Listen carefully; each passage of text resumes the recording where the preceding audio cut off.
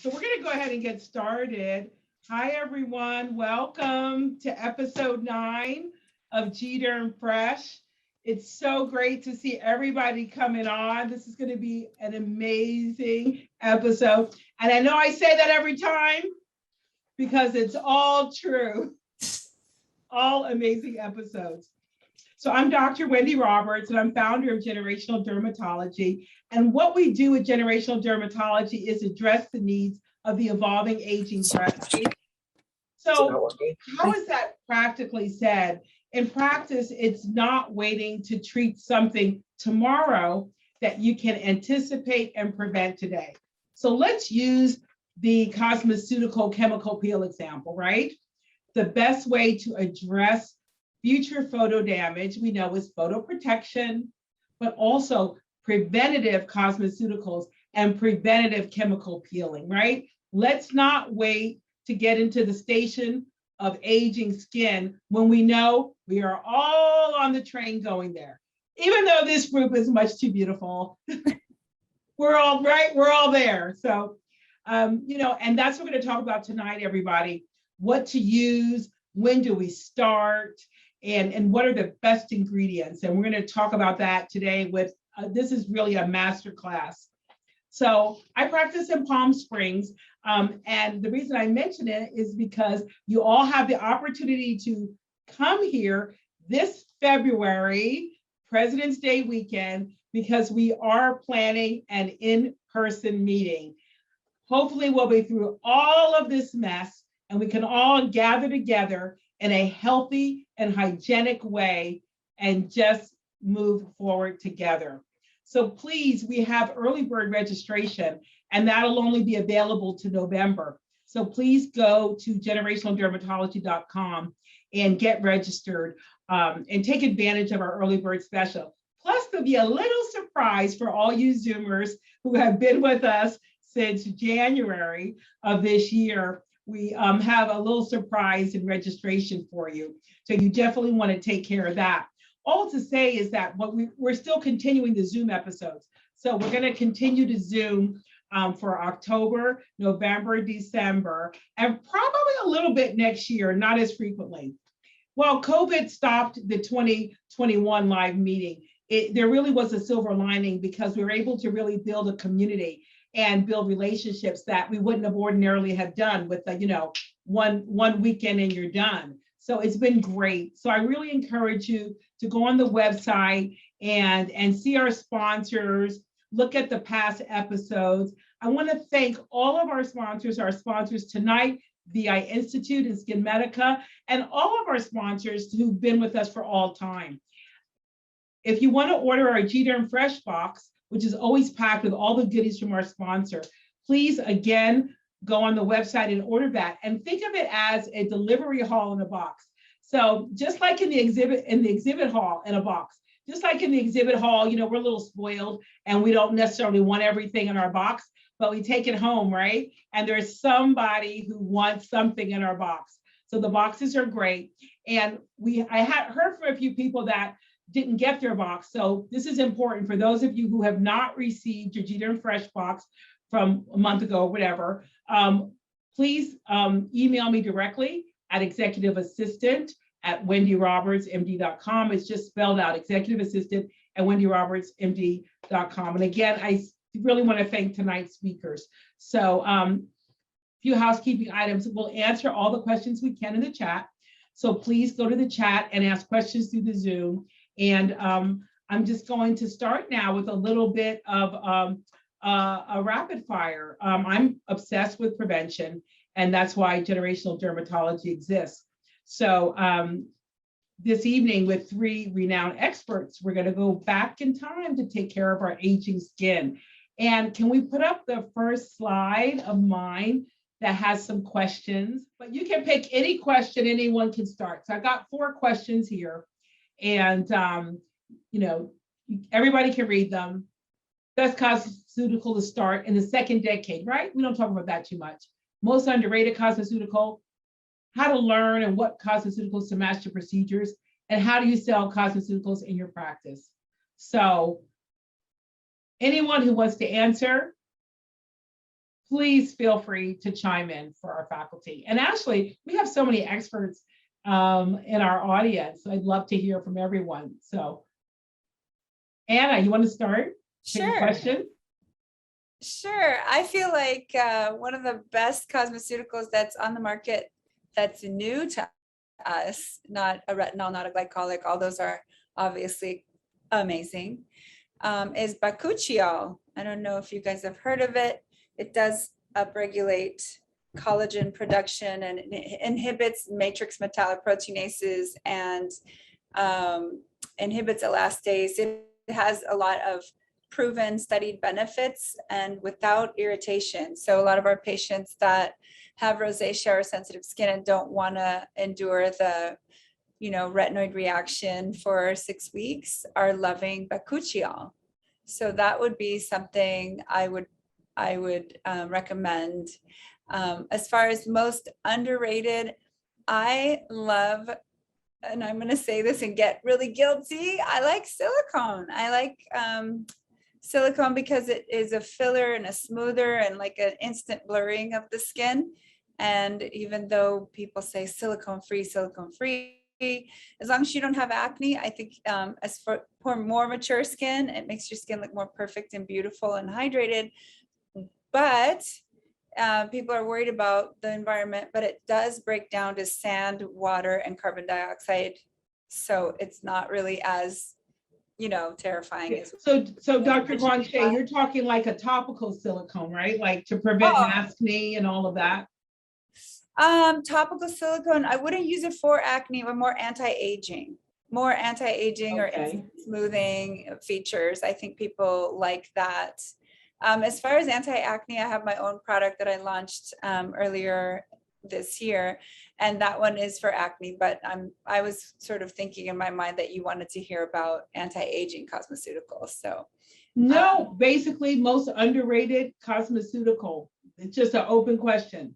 Just an open question? Yeah, just an open question. The most underrated one is my miracle cream for acne. Oh, that's okay. Well, you got to talk coming up, so we can talk about that more. Mara, what do you think? What question here rings to you? Yeah, so I think that the best cosmeceutical to start in the second decade would be vitamin C. And I think that's something that, as early as your 20s, you don't realize is actually happening. The oxidative damage, the pollution, the effects of sun. And vitamin C is something that comes in so many different formulations. Some are a little bit more irritating than others, but this is something that I don't think we are told or know about to start early on. And it's always like repair with vitamin C. But I think if we start it early, we can really make a huge difference later. Something that's underrated, I actually think, is hyaluronic acid. I know it's talked about all the time, and maybe my frame of reference is a little wrong, but I think that people don't talk about it enough as a layering agent. And it's, again, often misunderstood, and that people think, or patients or consumers think that it's something that you can just apply and it's going to provide that level of hydration that you need. Where oftentimes it's like that moisture sandwich that we talk about, right? You actually need to put the layer of HA on and then put something on over it to seal it in. And I think that's why it's sort of underrated or maybe like not used properly. And then which cosmeceuticals to match procedures. I'm going to skip that one because I have a cool slide on that. And then in terms of cosmeceuticals, my practice, I found that e-commerce or like online is a good way for me to go. I'm part of a university, and so we don't actually have permissions to dispense product in the office. And so I've sort of moved everything online. And it's great because we have QR codes around the office. Patients can access it right from their phone. I can like press add to cart in the room with them and it's done. So it eliminates really that extra step of, going or like entrusting them to go to the front desk and actually purchase the product. Oh, that's a great tip. So I just want to kind of dig on that tip a little bit. So because of the you can't do e-commerce because of your faculty relationship. I mean, you can't sell in your office, Correct. Yeah, but the e-commerce platforms are acceptable. that's right. Great. So I think that's a real pearl for those of you who want to, I mean, let's face it, we're dermatologists and we need to be cosmeceutical experts, and we want to, right, provide cosmeceutical tips to our patients and not have them go elsewhere. So I think that's really, that's a great tip. Thank you. Thank you. Anna, any other of those questions you want to tackle? So how to learn what cosmeceuticals to match to procedures. So the issue with learning that is that you often get your education from the companies who are providing products for you to apply after procedures. It seems like that's every lunch and learn. So it's tricky, right? Because I think what ends up happening is trial and error, and luckily a lot of us do procedures on ourselves or have procedures done ourselves and end up trying different things. So the first education comes from someone wanting you to carry that product in your office, and then the second education comes from actual use of the product in real life, in person, either your staff or yourself, so that you can see the progress of healing and be convinced that that's a product that you'd like to incorporate in your practice. And then we sell cosmeceuticals. We choose our favorite of different lines, which one we find to be most effective. And we handwrite each person's regimen. When I write it for them, I discuss it with them. And then again, it's explained at the front desk and everything can be tried there. And then we keep a copy of that regimen in their chart. So if they don't get everything, they can always refer back to it. And even if they do get everything, sometimes they forget the name of what they got last time or whatever. So we can tweak their regimen every time they come in and say, hey, we have a new serum that we love. We would love for you to add this to your regimen this time. Or we just did a procedure. We find that this growth factor serum is very effective in that case. For the next 2 weeks, you use this, then go back to your normal regimen. So we have it written out and we photocopy and hand it to them so that they know how to use it. It has our phone number on it so they can call us, because you'd be surprised how many times you sell people, you know, let's say 6 products, and then they go home and they're like, I have no idea what order to put this on. Like, I don't know what goes on and where, what time, how to do it. So we're there to support them through that. And then we have an online store. So we carry most of these products that we're allowed to carry. So when they need refills, we have little stickers on the side of each product that says where they can go to the Bella Skin store to get refills, or they can call us and we'll ship it to them. Great, great. No, I'll kind of address this question. We have a couple minutes. I had allowed a little extra time.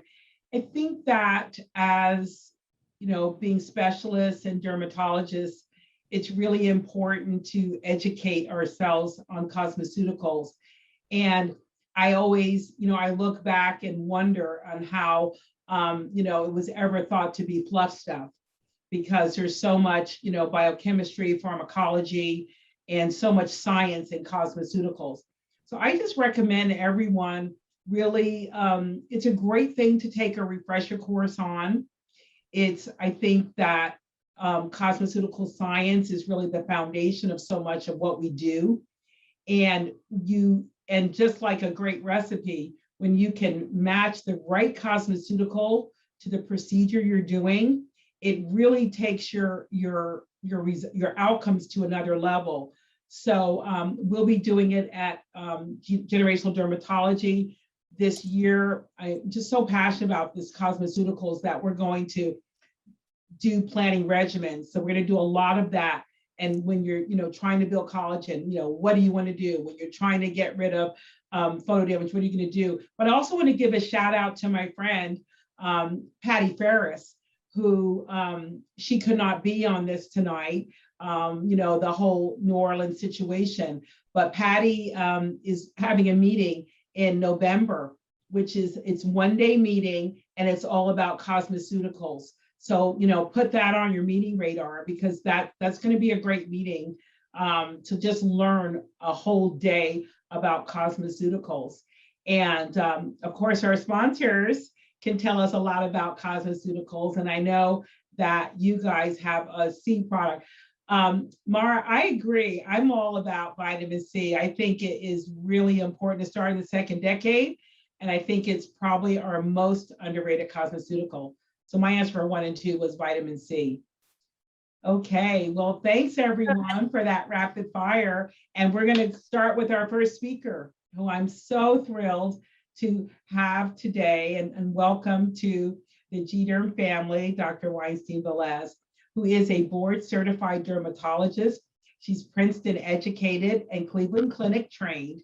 She also completed a prestigious laser cosmetic and dermatologic surgery fellowship at Skincare Physicians in Boston. We all know that group. They're from Harvard and Yale, and with the 1-2 knockout academic punch.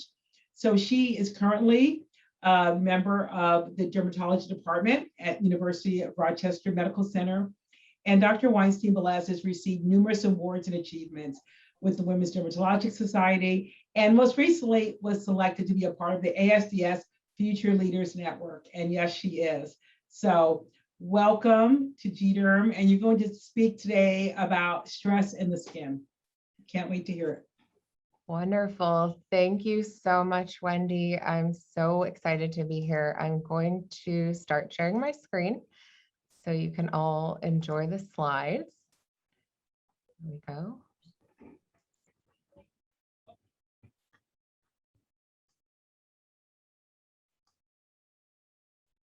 Okay.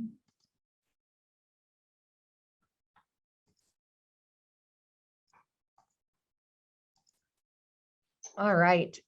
Can every just nod Yes, if you can see my good. slide? Okay, perfect. Great.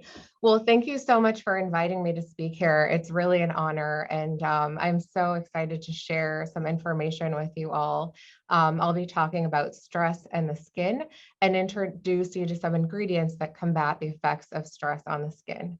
And not to be overwhelming or a Debbie Downer, but I think it's a topic that is under discussed. And so let's get into it. So first of all, what is stress, right? So stress occurs when environmental demands exceed one's perception of the ability to cope.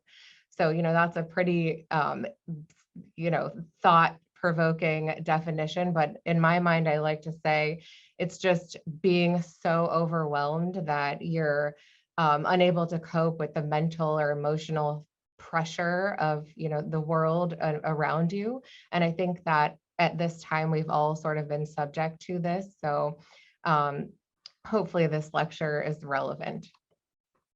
So in further defining stress, we have to look at acute versus chronic, right? So physical, and there are many different types of stressors. So there's physical stressors like wounds, infections, psychosocial stressors, including fears, crowding, even poverty is a stressor, physiological stressors like hunger and thirst, and then anticipatory stress, which is very unique to humans, which is why this book on the right is entitled Why Zebras Don't Get Ulcers. So if we look at acute stress physiology, it's that flight or fight response that we all learned back in medical school. Your sympathetic nervous system kicks in and you have that adrenaline rush. So it's kind of like that feeling of being chased by a bear. And actually acute stress is good because it has protective mechanisms. They looked at first-time parachutists who had their blood taken right before the jump and then again after they landed. And in that case, natural killer cells are markedly activated. So you can see that this is an adaptive response and it's actually healthy. When chronic stress kicks in, that's bad because our body goes into this escape mode, but there's nowhere to escape, leading to negative response across all pathways. And this is a good way to look at it. So we look at this general adaptation syndrome chart where there's 3 different stages. In the first stage, it's the alarm or reaction stage. And that's just what I went into, the fight or flight response. And in this stage, there's a high cortisol release. And if that comes down, we're good and we've recovered. But if we enter into stage 2, that's the resistance stage. And that's when there has been no resolution. So a lot of us find, or hopefully not a lot of us, but at times those stressors just kind of don't go away. And there's no resolve. And so your body is in this high alert mode and then has to adapt.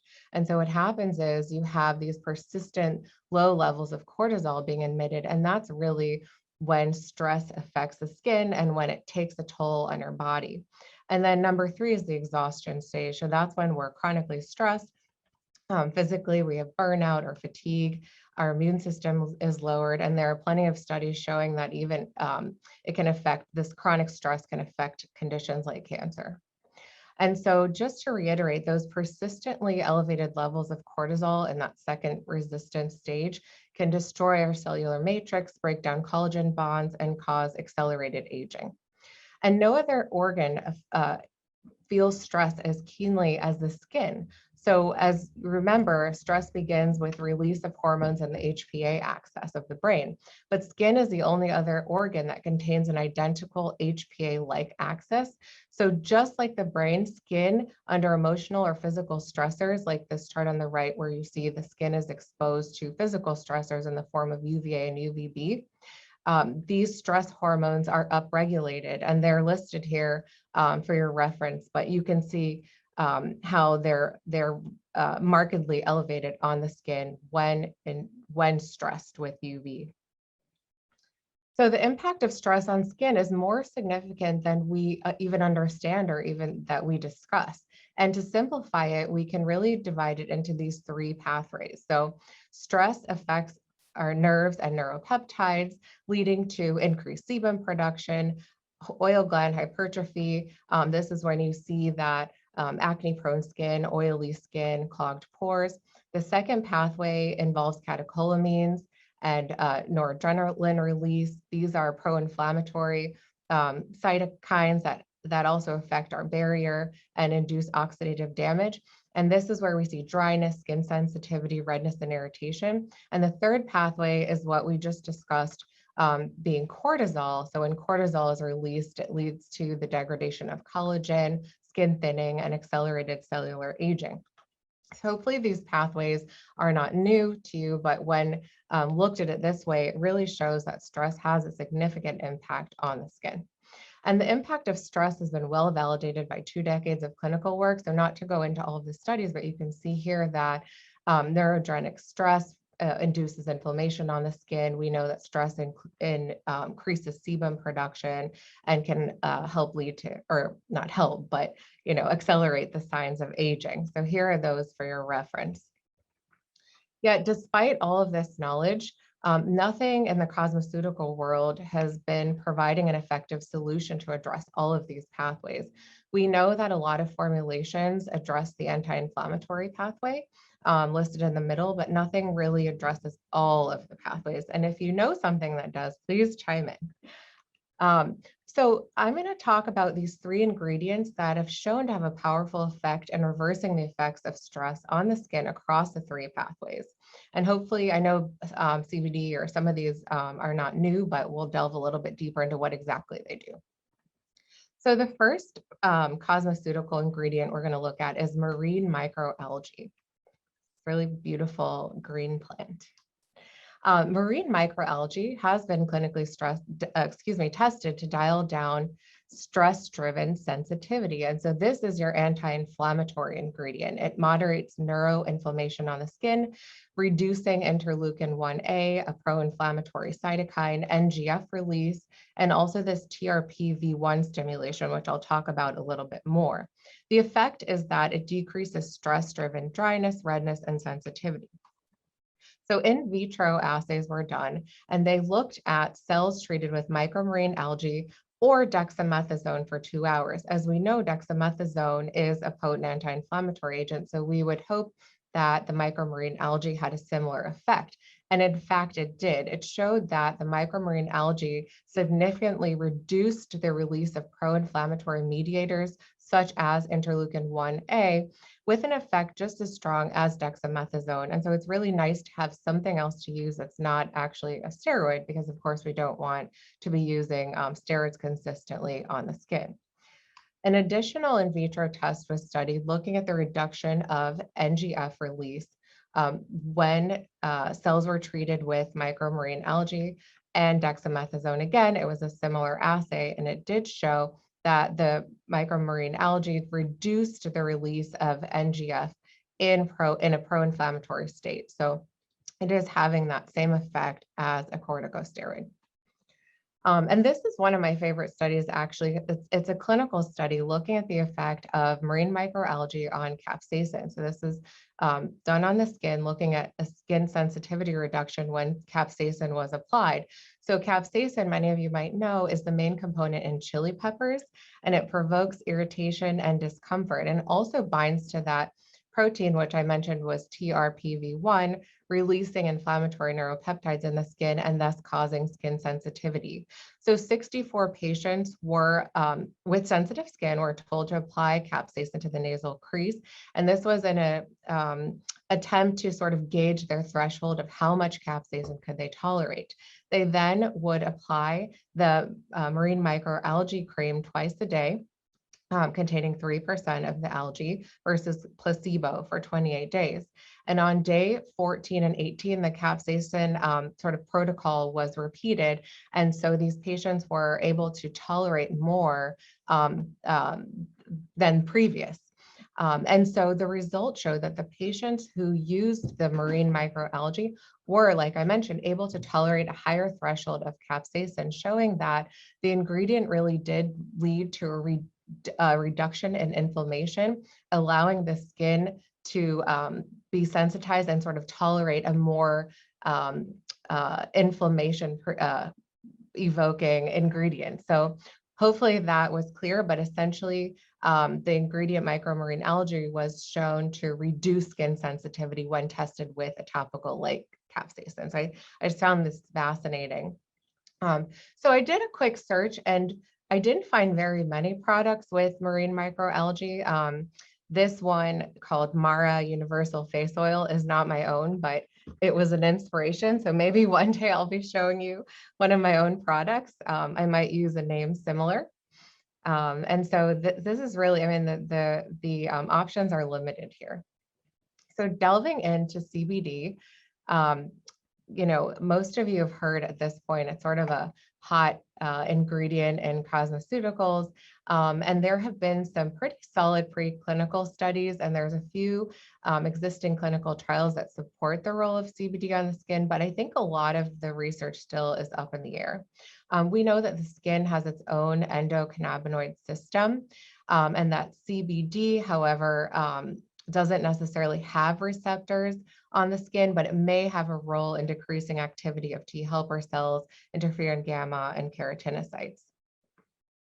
And so these are just a comprehensive list, not to overwhelm you, but to just sort of break down the fact that CBD has been studied in medical conditions like acne, atopic dermatitis, pruritus, and systemic sclerosis. So really the broad, sort of like the breadth of dermatologic conditions have been looked at with CBD.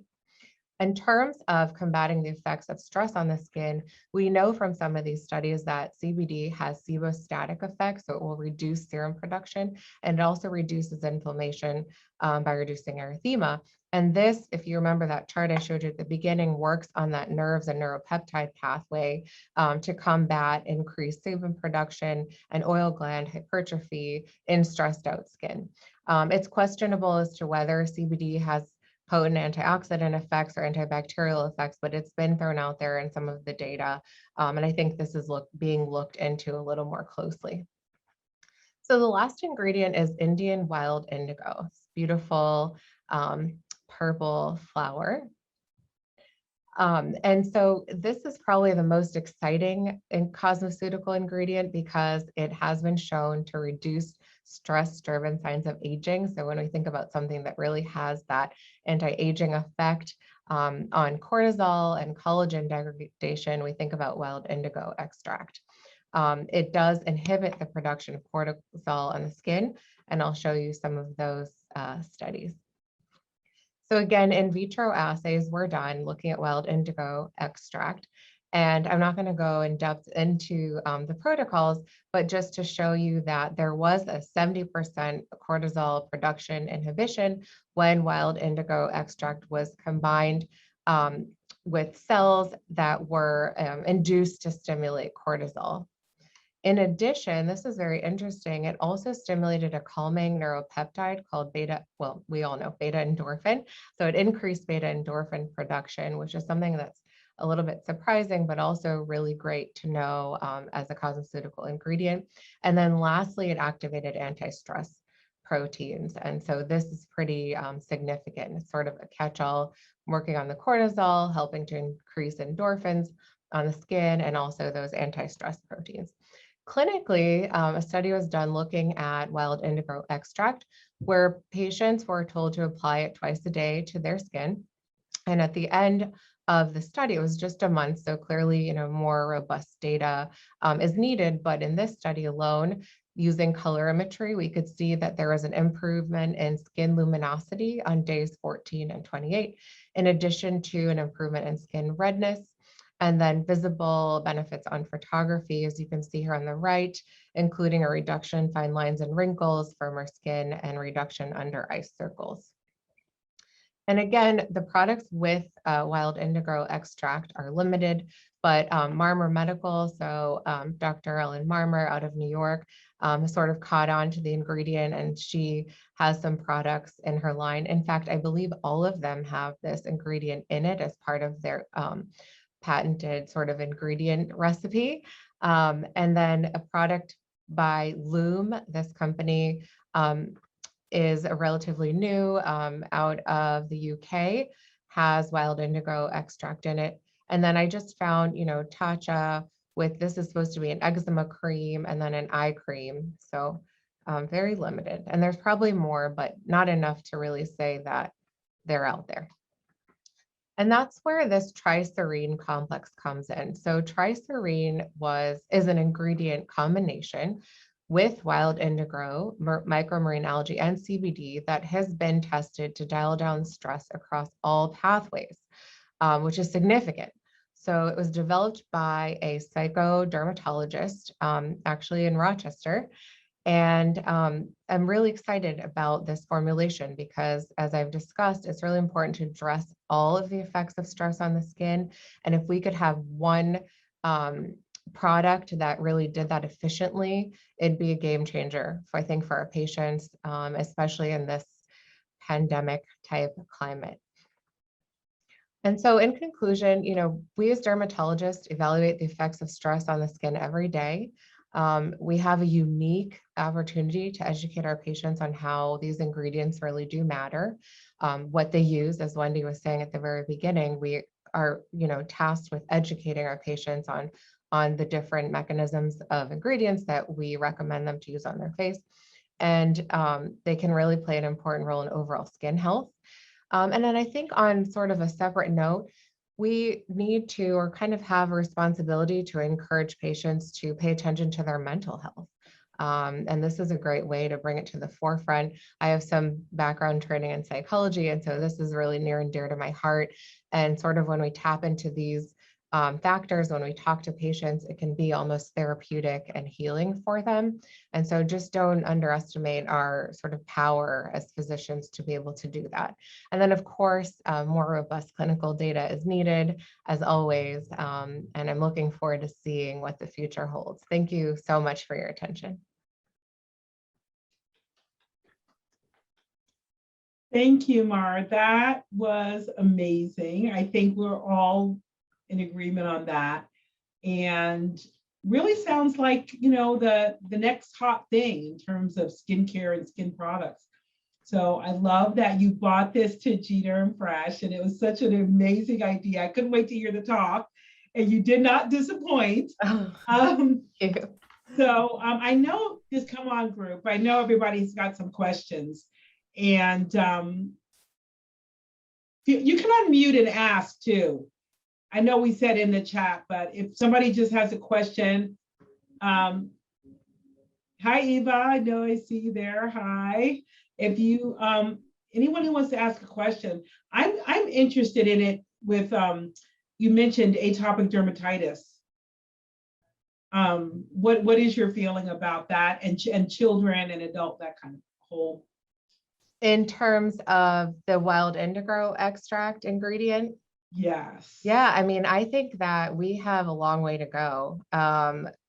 We definitely see the effect that it has on inflammation. And, these studies are in vitro. And so I think that knowing that there's an ingredient that does something, in vitro, then we should expand that to more clinical studies. And if we can extract that ingredient and really run those studies, I mean, there's a bright future ahead. And we're always looking to substitute corticosteroids and look for things like a protopic that will be safe and useful in sensitive skin, especially in babies. So I just think there's so much more to learn, to tap into, that we just haven't done yet. And so hopefully bringing this data to the table can spark up some interest in everybody who is interested here.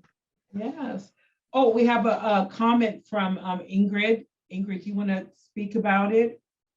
You can unmute, or she discussed, we had, actually it was last month, August, we talked a lot about, hair growth and Nutrafol and ashwagandha in terms of being an oral supplement for stress reduction.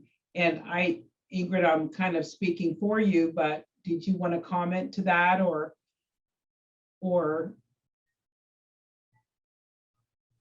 kind of talk about that? I mean, I don't know of any topical ashwagandha. I know it's all an ingestible, but we certainly do need that, right? Any other questions before we move on? Well, I'll just say too, in doing some of this research to prepare this talk, I also came across the I keep saying micromarine, but it's marine microalgae, excuse me, can also be ingested in addition to the wild indigo.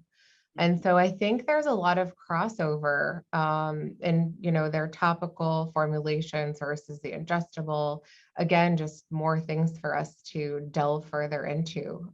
But we really have a lot of opportunity here as dermatologists to help our patients with this. really, Can I say something? please. Mara, that was a great talk. Are you Yeah. familiar with Photozyme?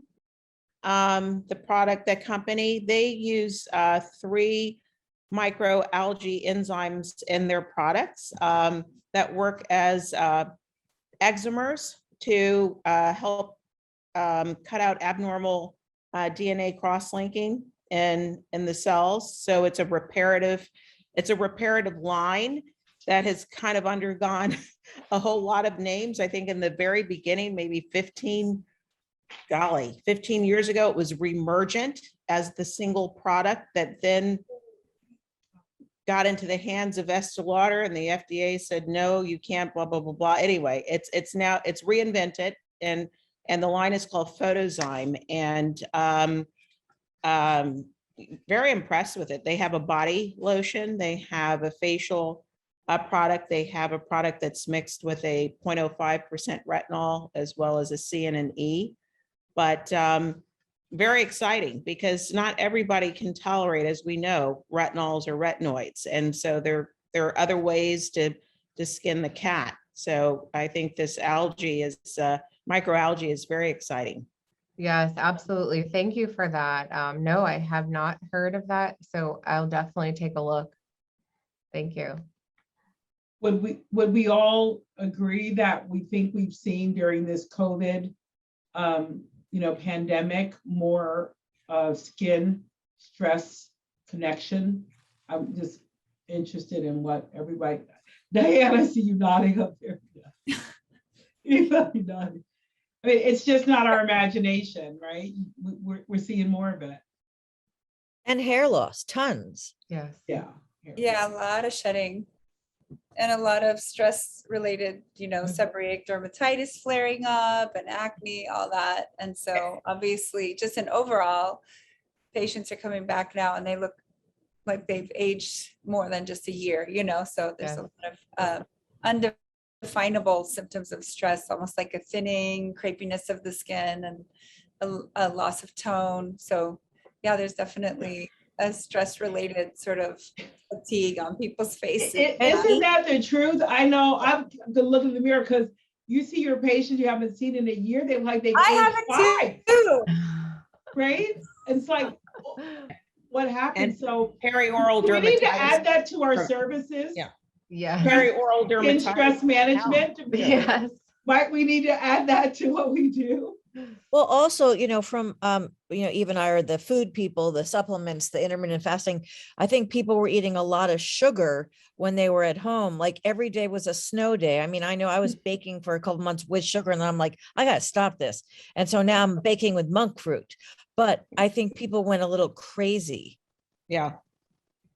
That's true. I was doing cookies myself. Mhm. Yeah. But the perioral Posting them dermatitis on on the Instagram. masks was really bad. It still is, actually. I'm seeing cystic perioral dermatitis. I mean, it's I think it's a combination of stress and maskne.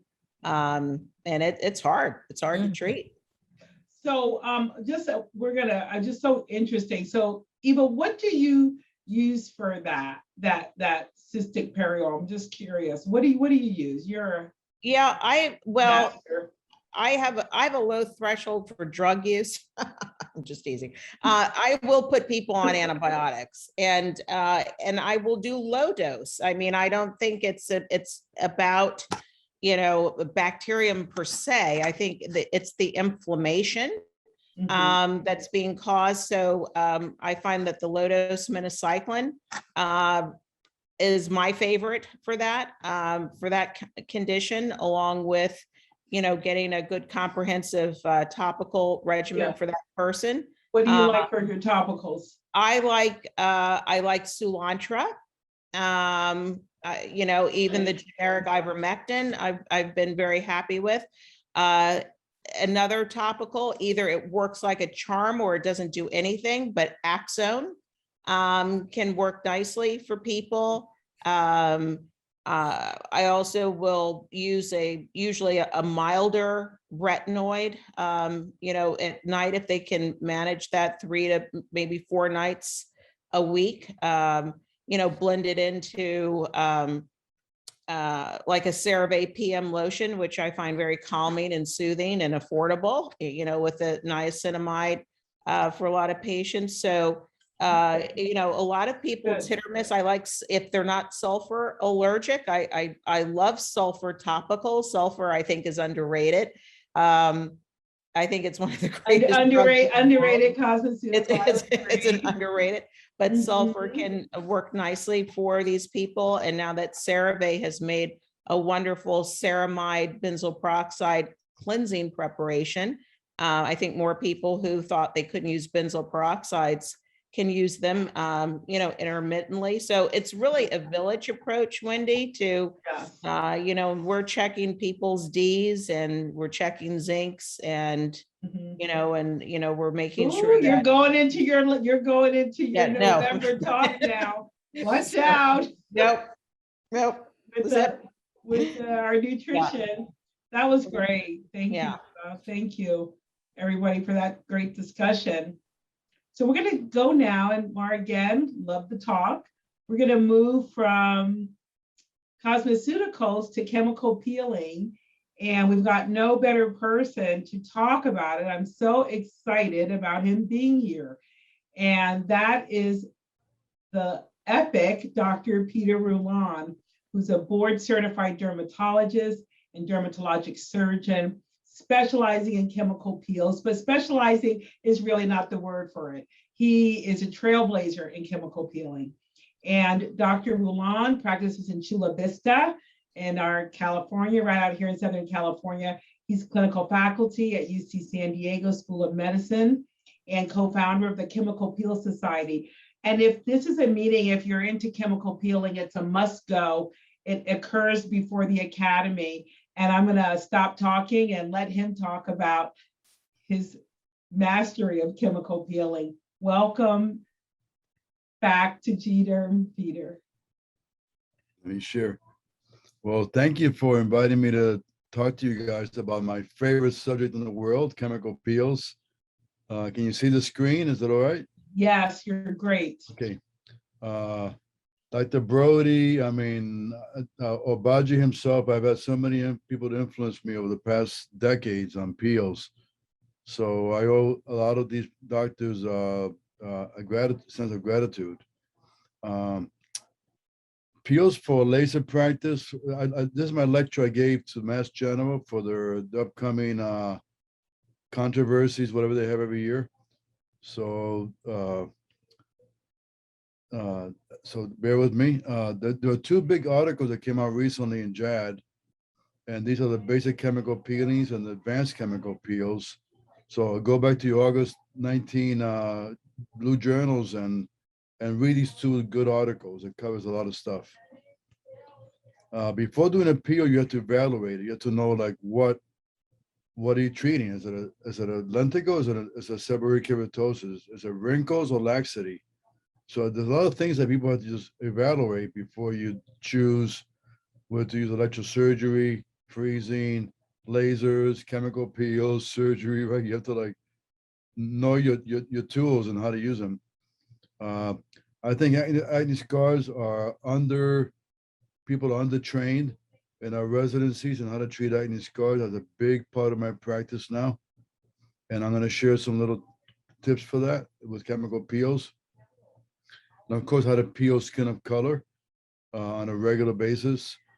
Um, you have to evaluate how thick the skin is. So you pinch your nasolabial fold and you can separate thin, medium, and thick.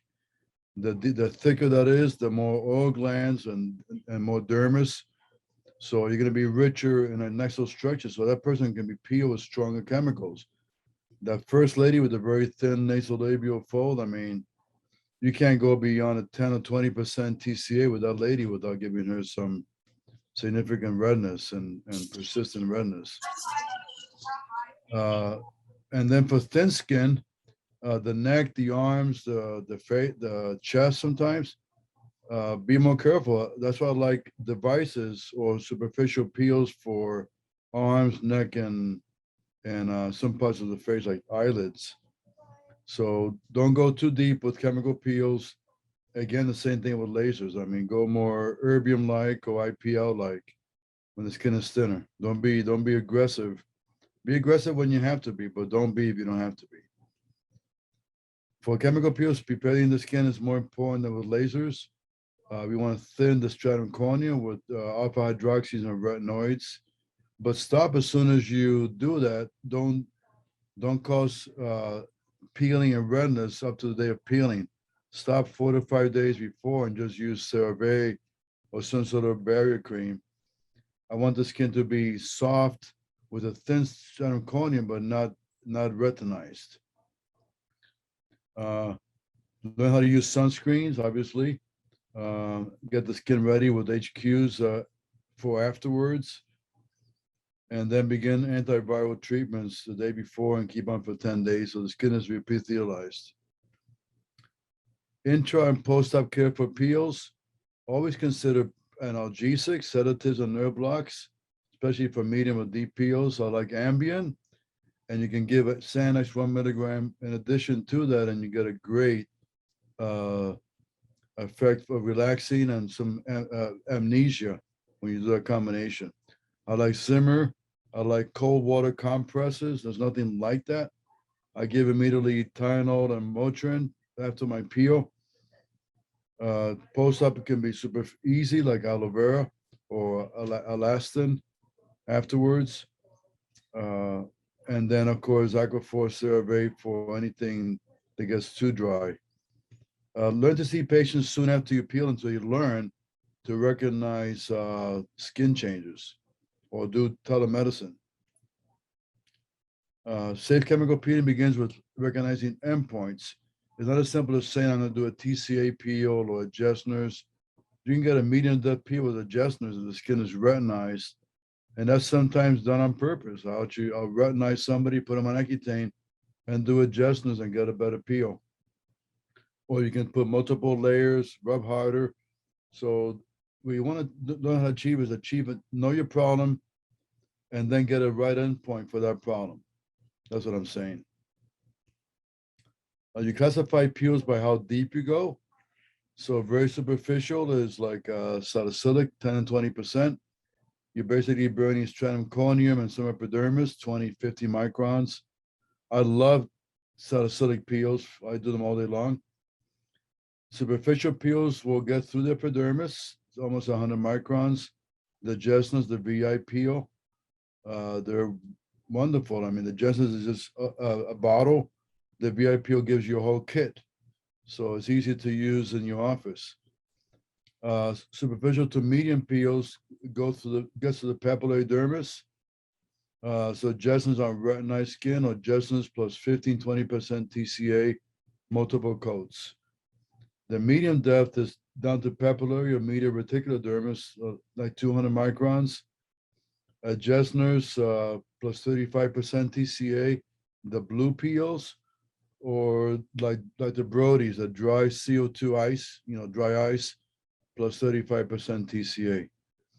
I got well known with my deep peels down to the medial reticular dermis or mid reticular dermis, 400 microns. But again, it's not how deep you go, it's the inflammatory cascade, which is enormous. Dr. Warmbier published a paper, and I wrote a commentary last month in the Derm Surgery Journal, that the PMNs, due to the croton oil and to some degree phenol, create this a hugely inflammatory reaction that produces loads of collagen. So the growth factors, you can't even measure them. So that's what makes the deep phenol peels so good into the long-term tightening and firmness.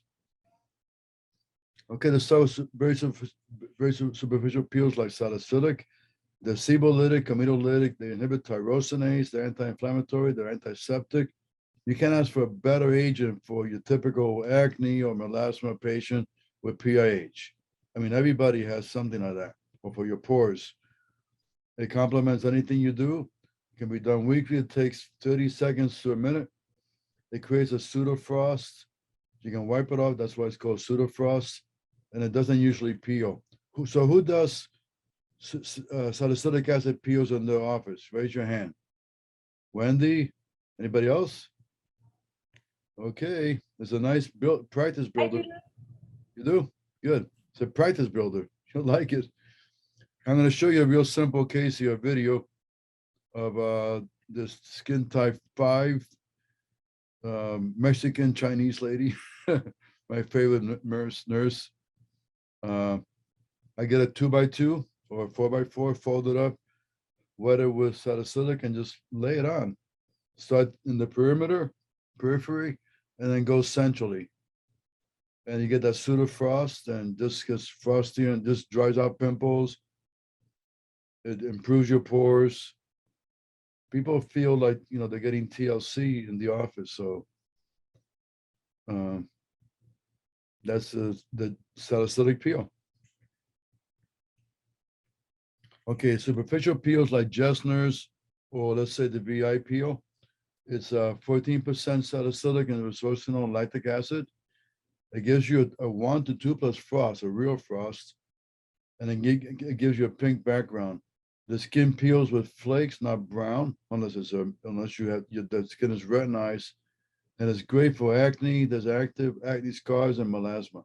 It can be done on Accutane, low dose, as I always have done, or skin that is thick and scarred. So another great peel. The VI peel is a surface peel also. It has a low percent of TCA and phenol. Interesting combination by my friend Abdullah. You can do adjustments or a VI peel on Wednesday and go to work the next 2 days because you're just pink, and you'll flake over the weekend and back to work on Monday. So you look like this immediately after pink, and then you get a little flaky by Friday afternoon or Saturday. So that's the right timing for superficial peels, for photo aging, for mild melasma, but mainly for photo rejuvenation. I like it. I'll show you about my favorite choice for melasma. All skin types, skin type 6 routinely can handle Jessner's. Just don't get too frosty. on the cheekbones, and use your bleaching creams if you want, but you can see the before and afters. I use Accutane, intralesional Kenalog, 2 milligrams or 1 milligram, acne surgery, and they get a lot better. The 4-piece from melasma, what works? Well, protection from heat and sun, as you know. Heat is, Peter, yes, can I ask you a question? sure. On the that's an amazing result back that slide. What's your series? Like, when do you do the acne surgery to the peel to, can you break that down a little? I do it every time. So I do intralesional Kenalog, 1 or 2 milligrams for those nodules you see on her forehead. I do IND for anything that can drain, any pus or sebum. And I do a cell wash more commonly now, or Jesner's, but I do more commonly cell wash now. And then they're doing Accutane. They go home and they can use Triluma or some bleaching cream if they have PIH. And But, you do all of that in the same visit? Same visit, yeah.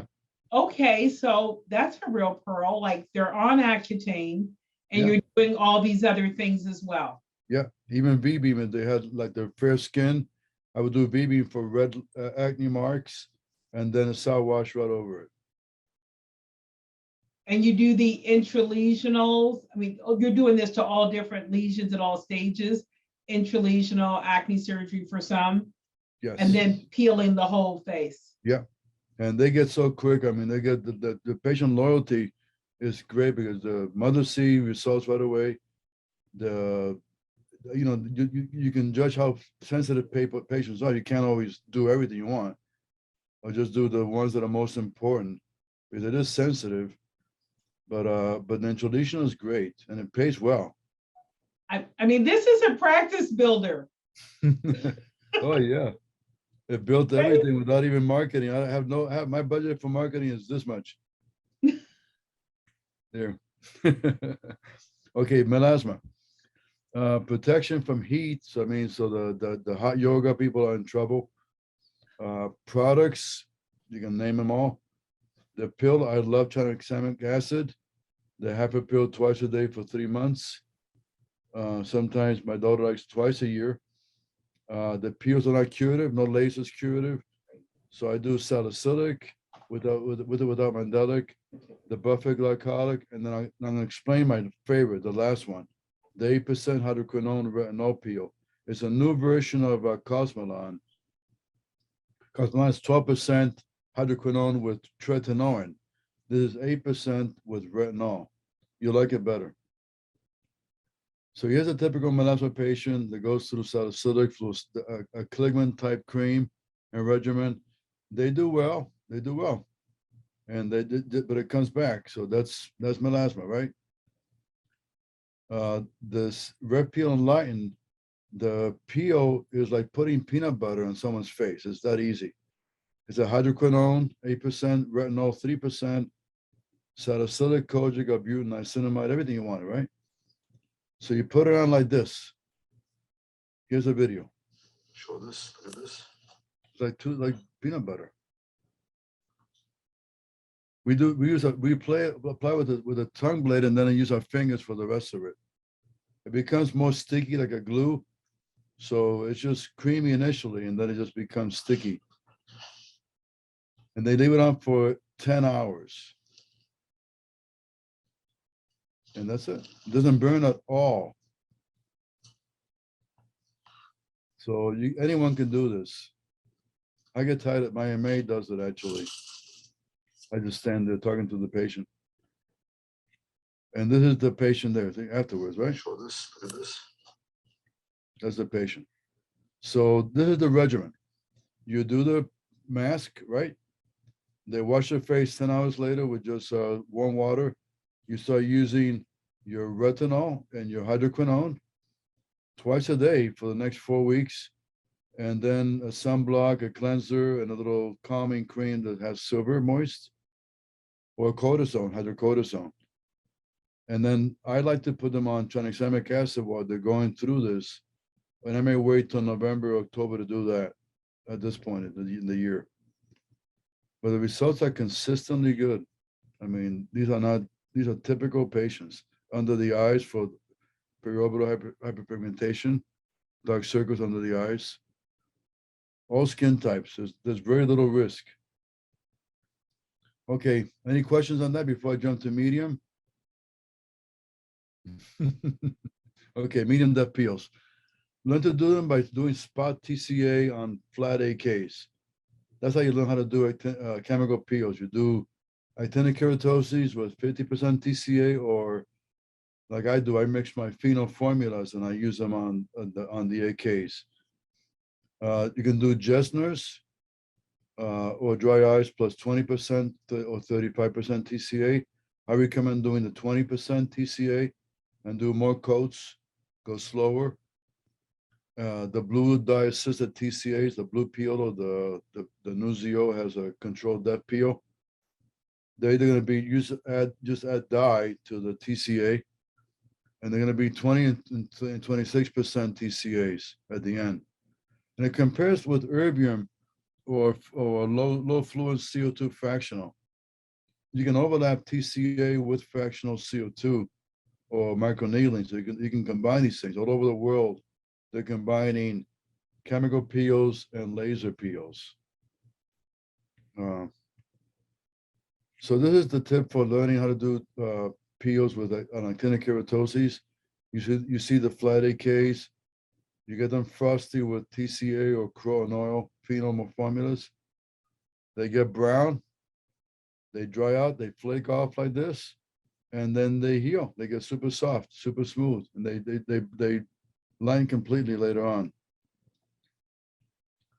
This is applying a medium depth TCA peel, Jessens plus 35%. That's the most classic Monheit peel. But remember, I'm suggesting doing 20% because you can avoid hot spots by doing 20%. But you basically just keep putting it on till you get an even frost everywhere. Start always in the perimeter and then move centrally.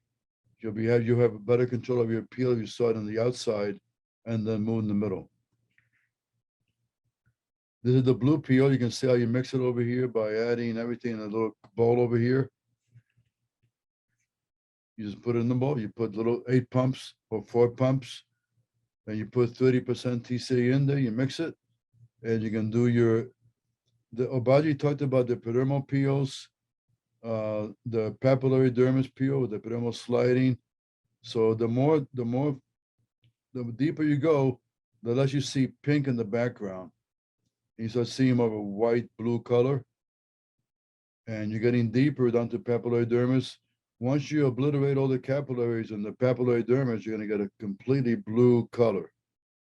So that's down to medial reticular dermis with no pigment. There's no capillaries left. And it's so edematous you can't pinch and get wrinkles. So the edema rules the texture. And you see the flaking that occurs, right? I mean, it's all very dry. It starts flaking on brown sheets. Again, this is a good stage for Aquaphor or Elastin. It's a real good stage for that. And then Susan Obagi sent me this photograph of a great effect. You can see under the eyes how the medium depth TCA peel, blue peel, had a good effect. Okay, now we're going to the phenol peels. Do they always need cardiac monitoring? Not at all. Not if you're doing regional or segmental peels. Is it always cardiotoxic? No, it isn't. I've done 300 peels over the last 20 years, and I've had no cardiac arrhythmias because I follow protocols. And I screen patients so they're safe. I check the QTC intervals. I mean, I have protocols. It can be, I've done skin type 6 several times, Afro-American skin, and they do just fine. Just handle pH for a couple of months. And the most active ingredient is Croton oil. So if you first have a glow-gout type 4 upper lip lines that persist after deep laser, that's your chance to know how to do a deep phenol peel on the upper lip. The clinics show that indeed the 1.1% phenol peel was better than CO2 or TCA for these wrinkles. You know, to mix the ingredients, there's croton oil, here's saline, here's water, there's Septisol, or you can use Hibiclens now, carbolic acid, which is phenol, and then you just mix them with different cc's. I get mine mixed by Delasco. We published an article in JAD also on segmental croton oil phenol peels for around the eyes and around the mouth. Again, this shows you the strength of the croton oil, the 0.7 to 1.1, around the eyes 0.1 to 0.35. You can go even stronger in the eyes, in the upper lids. The lower lid always go lighter. The upper lids, you can go as high as 1.1. And to reduce demarcation lines, you peel the smallest cosmetic unit possible. Another idea of how to, the regions, here's the different regions of the face for different strengths of corona based on how thick the skin is. Here's me applying a segmental phenol peel.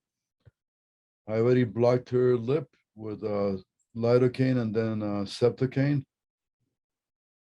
And the nurse will pull the skin and I'll rub slowly initially. You know, always gentle. Be careful with the pain. See how she reacts. She says it's cool. So I'll start going faster and start rubbing harder. And just get a completely even white frost. See how fast that happens?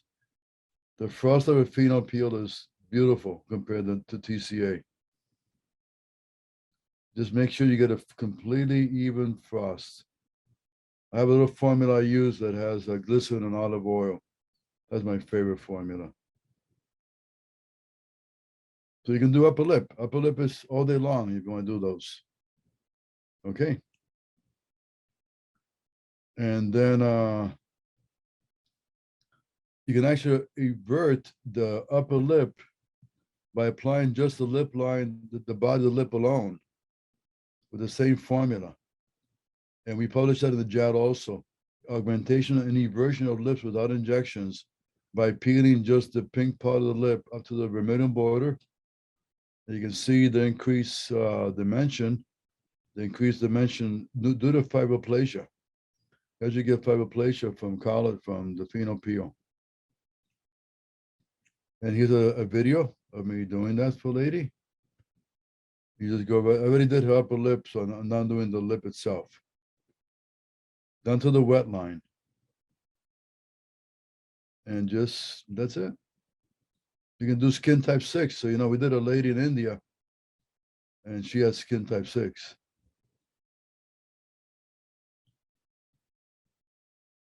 And at the end, you see how edematous she looks, pale. Peter, you did a 6 with this recipe?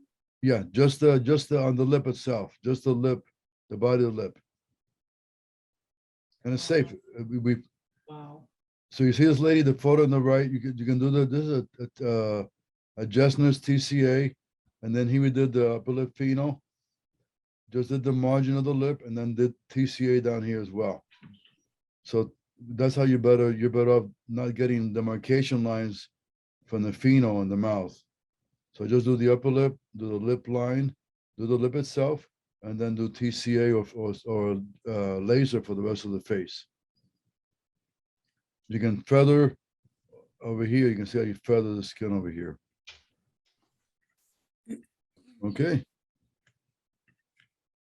So the before and afters, there you are, Global type 4. Before and after. Skin type 2 to 3, right? Still pink. Another skin type 2 with pretty good correction. See the version of the lips, the increased size of the lip. You can do upper eyelids. Pretty simple, 0.35, 0.1. You can see the granulin that occurs on the next day. I cleanse it with peroxide and then or just saline and apply Aquaphor till she's healed. And look at it before, see the tightening? No blepharoplasty. That's published, by the way. Okay, the 2-day phenol peel chemabration for deep wrinkles and acne scars. This is the most aggressive way you can do it. They call it a major evolution because you don't need the skin alabaster white. They recolor, but it takes a couple of years to recolor. Most were ethnic skin, 3 and 4. And I mentioned I've done 4 and 5 and 6. I don't do epinephrine in my nerve blocks, and I use clonidine just like Jeff Klein showed us for liposuction. And I do IV meds and I do nerve blocks. And here you go. She has IV meds, she has nerve blocks, fentanyl and Versed. And I do the whole unit slowly and then goes faster. 10 seconds. 1, 2, I've already done her lip, this area, and the nose. So burning? No, no, okay. There you go. That's it. And then you tape them. They go home they come back the next day with this blistered face. They call it coagulum. You curette it with a tongue depressor or large curette. It's an amazing moment because you never seen the skin so soft. It's great for acne scars. The scars are soft. You can take a tongue depressor and remove acne scars, which with CO2 has the problem that it's a water target, so it desiccates the scars. They're already naturally desiccated. So phenol super softens it. It blisters a scar, so you can actually wipe it off. You can do it. You can do the open technique. Just keep on washing the face daily using Aquaphor, or you can use this powder called bismuth and just create a cocoon. And then on day 9, they wash it off and they look like this by day 9 or 10. Here's the skin type 6, I promise you. Deep acne scars, nothing else is going to help that. We wiped off the scars. They're super soft. And here you go. 3 years later, you can see there's not a temporary effect. She has a pretty skin tone with much improved scars. And I have a fellow much darker than this lady coming tomorrow. Skin type 4, Hispanics, a lot of them, and Middle Eastern. Look at the beauty of the skin after you do a phenol peel. You see that? It's baby skin. Full face with the skin tightening. Just a complete rejuvenation. Long-lasting results. No Botox, no filler on this lady. 4 years later, you can see the elevation and the marionette lines, nasolabial, eyes. Okay, let's jump now to scars. Very briefly, 3 or 4 slides on scars. This is a typical effect of a skin type 4 or 5 when you do full face CO2 ablation. You get PIH and you miss the lateral walls of the acne scars. They stay lighter skin because you didn't quite ablate them enough. So my advice is to do cross if you're gonna do a CO2 laser for scars. So based on scar types, ice pick scars and box scars, you would do cross. And I like using carbolic, not TCA. I like the 88% phenol for cross. And I use a tiny paintbrush to get inside the scar. So for box scars and for ice pick scars, I do my cross. And then you can do your fractional over it, your fractional erbium or CO2. I'm doing fractional all day long on every skin type, from skin type 6 to skin type 2, right? 1. So I do cross erbium all the time. And for the rolling scars, I do subcision, atrophic, shallow scars, I do fillers. And I can do all this in the same day, the same sitting. And I published that in the JCAD, a combination approach by treating acne scars with carbolic cross, blunt bi-level cannula, fillers, and erbium. The millennials are coming all the time for this now. They find me and they come in. They find me on this website and they come in. They showed that carbolic acid, 80% carbolic or phenol, was more gentle than TCA 90% on acne scars. So you didn't have the widening of scars that you can have with TCA. So it's a safer agent for cross. And here I am doing, you can see the cross already on the scars. And here's the video. I'm trying to get the video going. So I already did the cross, and I'm just doing my erbium with my Arma erbium laser. You can do a 2-patch. You can do it and then wipe it off and do it again. And then here shows doing the cross technique, the traditional way, the toothpick. That's the way I started doing it, with TCA and a toothpick. Then I progressed to 88% phenol and a brush. Okay. You can see the change in the scar over here. You can see how this changes. You morph the scars by doing this. Mainly cross and subcision, and erbium did this. Okay. And then with subcision, you can see how you can release the rolling scars. You can see the cross erbium and the before and after with shadow photography, showing a contour change. So thank you very much. That's our little world here in Chula Vista. My daughter's my partner. She's a dermatologist. She's a future young leader in the ASDS. She was about to run the chemical pure workshop at the ASDS, but they canceled the ASDS. So we're not having the workshop. So Thank you, Peter. Such a bummer. Thank you. Okay. But Peter, you are having the workshop at GDerm. I am Yes, having you are. Yes. So you and Jennifer will be there, and we'll be doing a live workshop doing all of these wonderful techniques. And thank you so much for sharing with us. You're welcome. You're welcome. Great. Okay, our next speaker. Very excited to have her with us this evening. Dr. Anna Guanche is affectionately known as Dr. Beauty. She's a board certified dermatologist, celebrity beauty expert, and founder of Bella Skin Institute, located in Calabasas, California.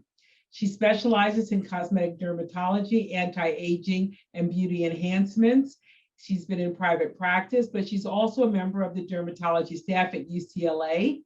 And she has been a speaker at GDerm. We welcome her back here. And she talked about her products, and there was questions. And I know there was a question, Anna, about your miracle cream. So welcome. Happy to have you here. Thank you for having me, you guys. My miracle cream is something I came up with because we had it in my practice as a compound for over 10 years. And it was the most popular selling topical that we had in our practice. And so it had, just quickly, it had antifungal, antibacterial, and anti-inflammatory effects. So it was something we called miracle cream because we spot treated little irritations of any kind, and it was super popular, especially for pimples. And so I said, I have to come up with an over-the-counter. It's like considered an OTC, so it's an OTC drug, not as much a cosmeceutical, but we came up with an over-the-counter version of it. It's called Miracle Cream, the pimple cream, and it's available on Amazon. It's also available for you guys to carry in your offices if you like, very affordable. But that's not what I'm here to talk about. So my talk doesn't even include my miracle cream, but I appreciate you letting me share about that. Absolutely. Thank you. And it's a spot treatment. It does have sulfur in it. It had to, the FDA, in order to make it into an OTC, had to have a certain percentage of topicals so you can make an acne claim. So it does have 10% sulfur, but it also has soothing agents, anti-inflammatory agents, antifungal, anti-yeast. So it's basically a great topical mild treatment. And it works great for acne, obviously, most importantly. I'm going to share a screen. I'm going to talk to you guys about cosmeceuticals today.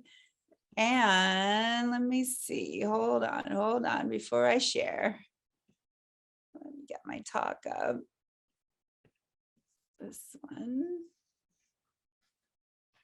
Oh no. I'm being really lame because my people have all left me and I'm very lame. Ha. Oh, no. Okay, Huh? that's Just click- okay. If you need more time. Click share Oh, screen no, at the it's bottom. I know, I'm just trying to get my talk to show before I share screen. And it's not showing for some reason. Weird. Why won't it? Where's my Zoom share screen? Oh, there it is. Oh, yay. Okay, thank goodness. Great, there you go. Ah, okay. You're up. All right, so I'm going to talk about cosmeceuticals. I'm going to start you guys out with the definition of cosmeceuticals. I know you guys are all experts on skin. Cosmeceuticals is basically where we're walking the line between being a pharmaceutical and making a claim, a biological claim, and being completely a cosmetic. So that means you're just improving the appearance of skin with a like makeup. So what happens now is we're having a lot of great active ingredients coming down the pike, but if they do a study and it shows an actual biological effect, then the FDA will consider it a drug.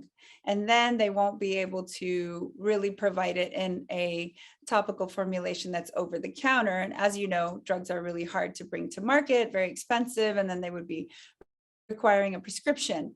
So there's only a certain amount of claims and studies that can be brought to light about cosmeceuticals. So we're walking the line, but there are some very effective topicals that are included in, topical creams that have an effect and to some extent can be proven, but cannot be marketed because you're not allowed to make biological claims for your products. So there are some buzzwords that are very popular right now in the cosmeceutical world. And because I answer a lot of queries about these kind of things for, Birdie and different magazines and things like that will ask me about these topicals. There are buzzwords that people are looking for in their skincare these days. So obviously everybody gets that question, is this product natural? And it is so frustrating to explain to people that everything pretty much is natural, right? It's found in nature. Does it have chemicals in it? Well, our entire body is made of chemical reactions and brains and everything in our environment is a chemical reaction. So I even had a patient come in and say, when I was doing their chemical peel, by the way, Dr. Ruland, that was an amazing talk. When I did their chemical peel, the Jasmine said, now, does this have chemicals in it? And I said, yeah, it does have chemicals in it. It's a chemical peel. But anyway, so bottom line is the FDA realizes that and does not regulate calling something natural in any way. I actually did not realize that. I don't know if you guys did, but you can put that on your label on almost any product and you will not have any legal consequence because there's no way to prove what is natural and what is not natural. And now organic is very popular, very difficult to make sure that your products are organic. They may be labeled organic, but there is a special organization that will check into all the components of a product and make sure that everything is organically derived. And it actually could be organic labeled, but not 100% organic. It could be organic because it's made with some organic ingredients and some are not. So organic is a buzzword, again, that sells product and makes people feel better about it, but it's a very broad term that doesn't necessarily mean that it's fully organic. And sustainable is very important. People want to feel really good about their products these days. So they want to hear that it's sustainable. In other words, it's either recyclable or it is something that you can refill. So you can have a beautiful jar and it can offer an inside liner and a refill, which I think is very cumbersome, but it allows people not to feel like they're damaging the environment or adding, trash.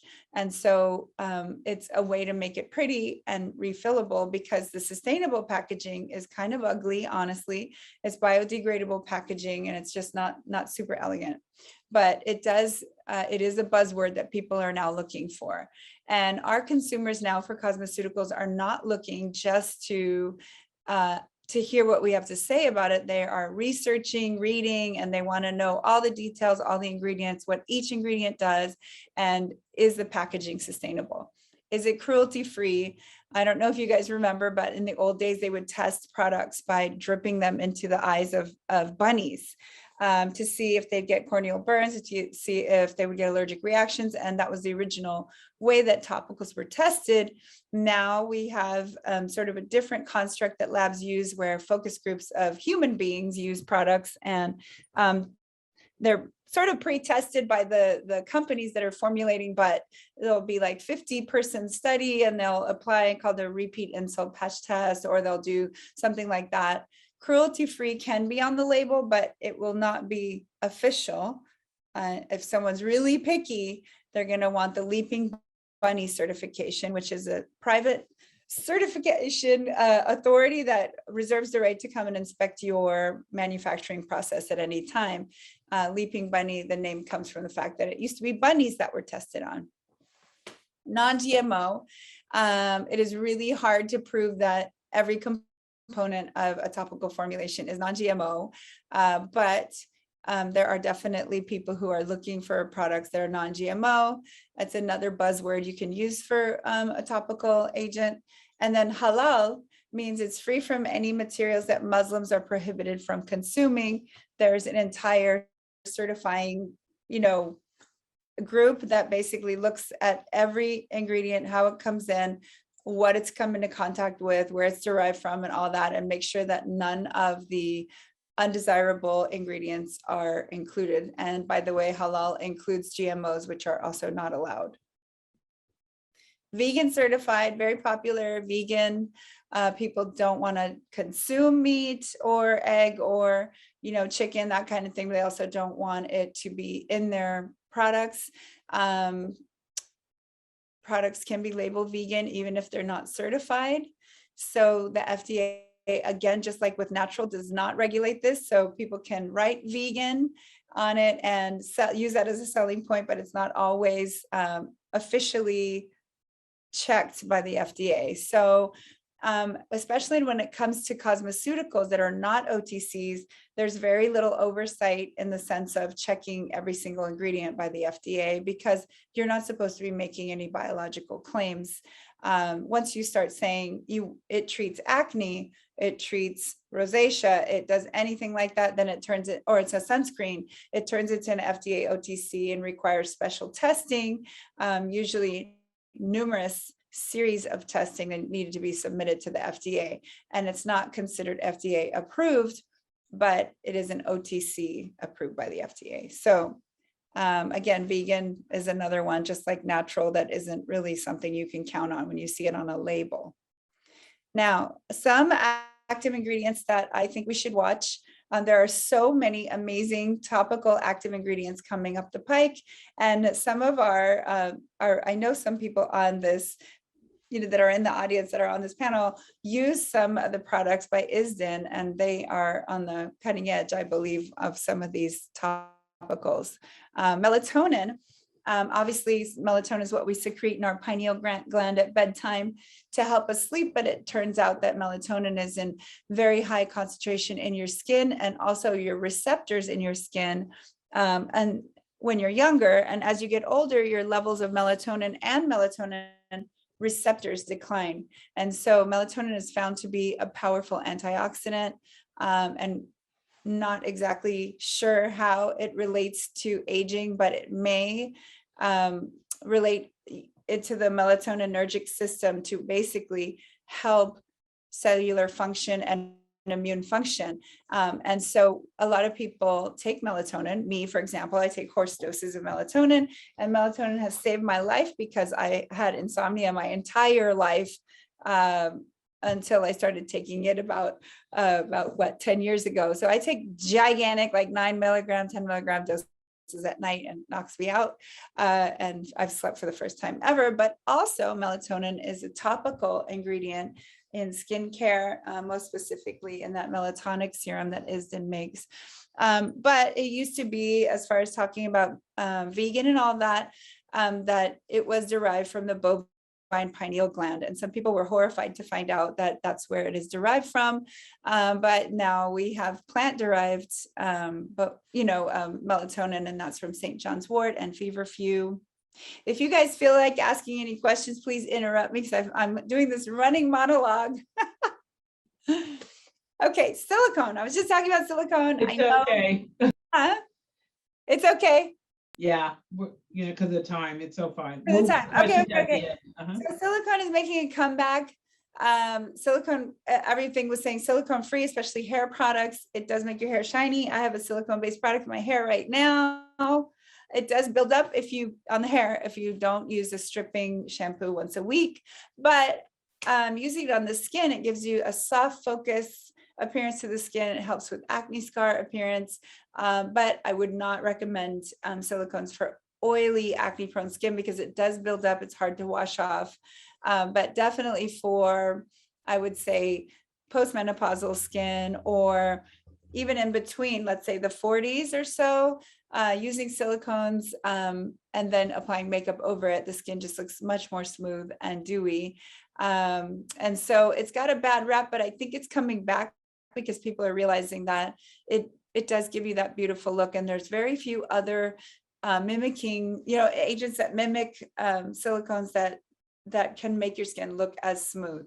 So the soft focus look, it works well with actives. It's kind of inert and it does break down. I mean, they say sustainable, we're talking about sustainable in the environment. Eventually it breaks down into sand, carbon dioxide, and water. So I think it's gotten a pretty bad rap, but I think if we can get the word out about it being maybe not so bad as everyone imagined, some of this is folklore that gets perpetuated in the media, and those buzzwords keep getting perpetuated. And I really feel like we don't have nearly the voice in the media that we should have. We're not as brazen as some people on social media and in the media. And so we're getting drowned out by all these voices that say, this is good, this is bad, don't do this. And, I think our scientific voice is important for everyone to hear.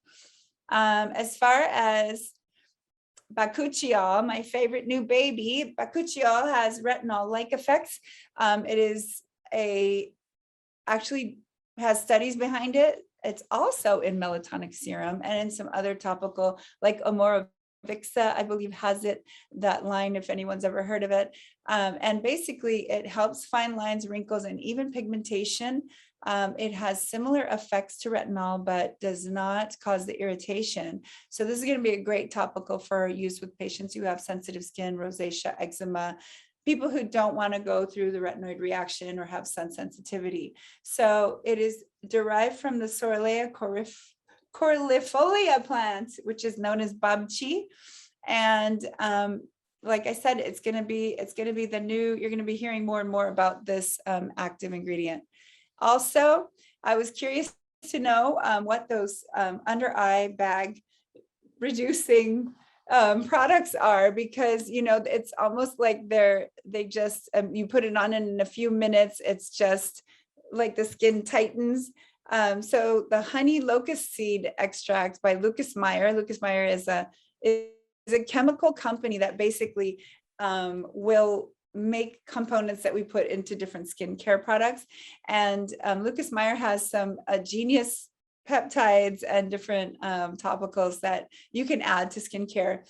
And this is the one where people put it under their eye and their under eye looks so firm. The problem is as the thing dries and tightens, it looks great, but putting makeup over it, it doesn't look the same as the rest of your face.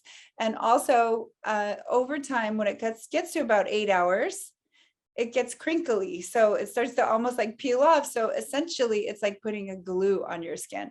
But it is an interesting thing that we hear about, right, all the time. And we see videos of people putting something under their eye and then magically within 3 minutes, their skin looks tighter. It's true that it does. It's like putting a little coat of Elmer's glue or egg egg white on your skin, letting it dry, and it looks really tight, but it really would be good for a 1 to 2 hour stint, maybe not all day long. And it doesn't have any long-term benefits to the skin, just the appearance of your skin. And the trend now is to look for products that have an immediate firming effect for people to feel firm and to have a long-term effect. So you need the long-term benefit that's proven, and then the immediate feeling and look that changes when you put the product on your skin. Why isn't it letting me go? Let's see. So next, cloves. Keep an eye out for cloves. I don't know if you guys have any formulations that you know of that include cloves, but they are antioxidant and they also reduce pigment production. And so these are going to be a powerful addition, easily acquired. That's going to be added to skincare products that claim brightening. So we'll see more of that in the future. Neurocosmetics is a whole science, scent science. I think I touched on this at the last meeting where I presented, and what it was the plastic surgery meeting, so we don't talk about that. But anyway, so scent science is a whole science about how scents affect your body, affect basically your gene expression, and you can evoke different emotions with scent, and that's been going on for centuries with Ayurvedics. And so you can relax with lavender, geranium, certain scents, they've been studied, stimulate with peppermint, citrus, and chocolate. So it's like this whole feeling that goes along with your topical cosmeceuticals that you use. Also emotional appeal.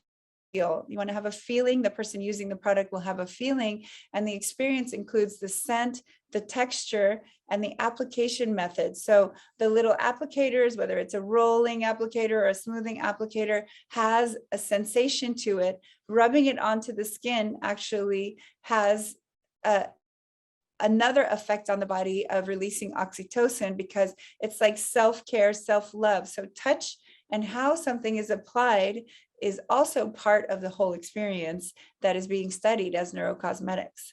And conscience, if you feel like it is conscientious, the way the product is developed is cruelty-free or sustainable or whatever other things you're looking for, you don't feel that guilt, that this new generation is all about that, and they feel like they want to have peace of mind when they put something on that it's not bad for the environment, it's not bad for animals, et cetera, et cetera.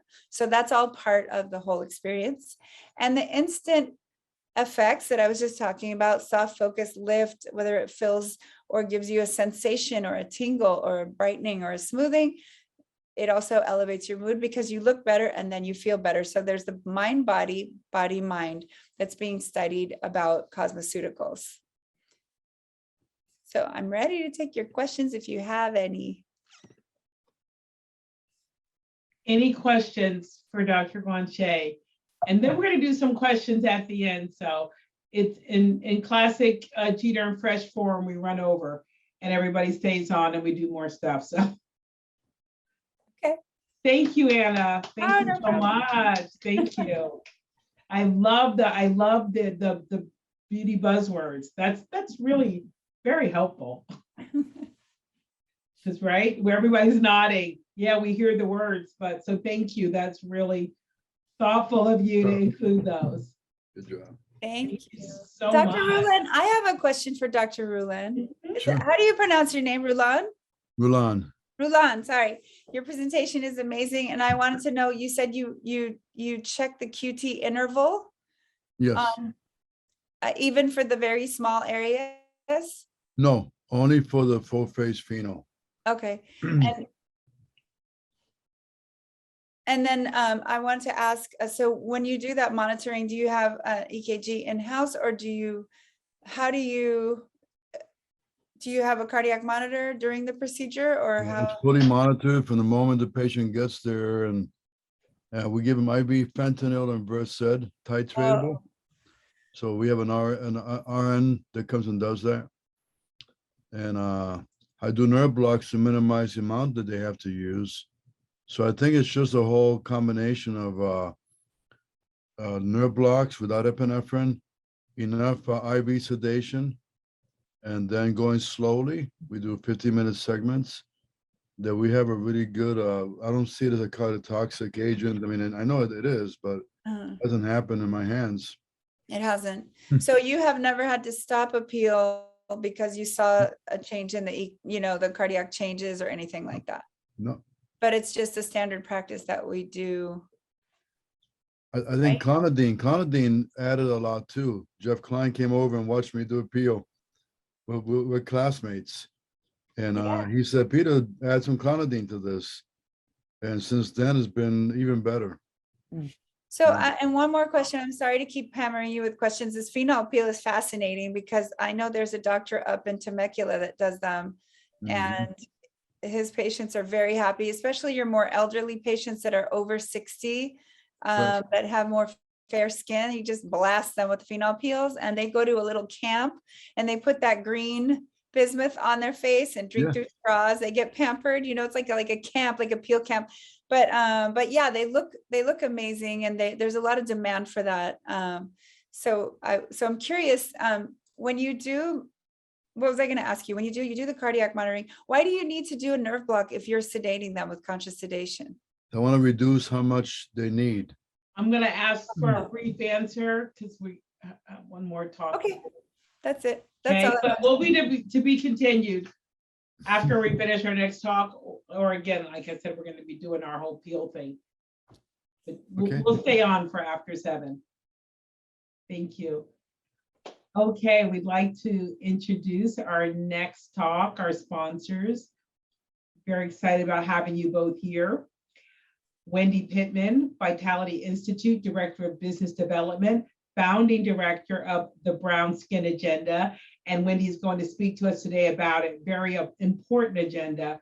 And then Janice Sinead, welcome Janice, Director of Practice Development for the Vitality Institute. And they are the makers of the VI Peel, #1 chemical peel for confident skin. We heard it mentioned today by Dr. Rouland. I use it myself. I know there's others on that use this peel. So let's learn more about it. Welcome, Janice and Wendy. Welcome. Thank you so much for having us. Thank you. We are so honored to be here. Let me go ahead. Okay.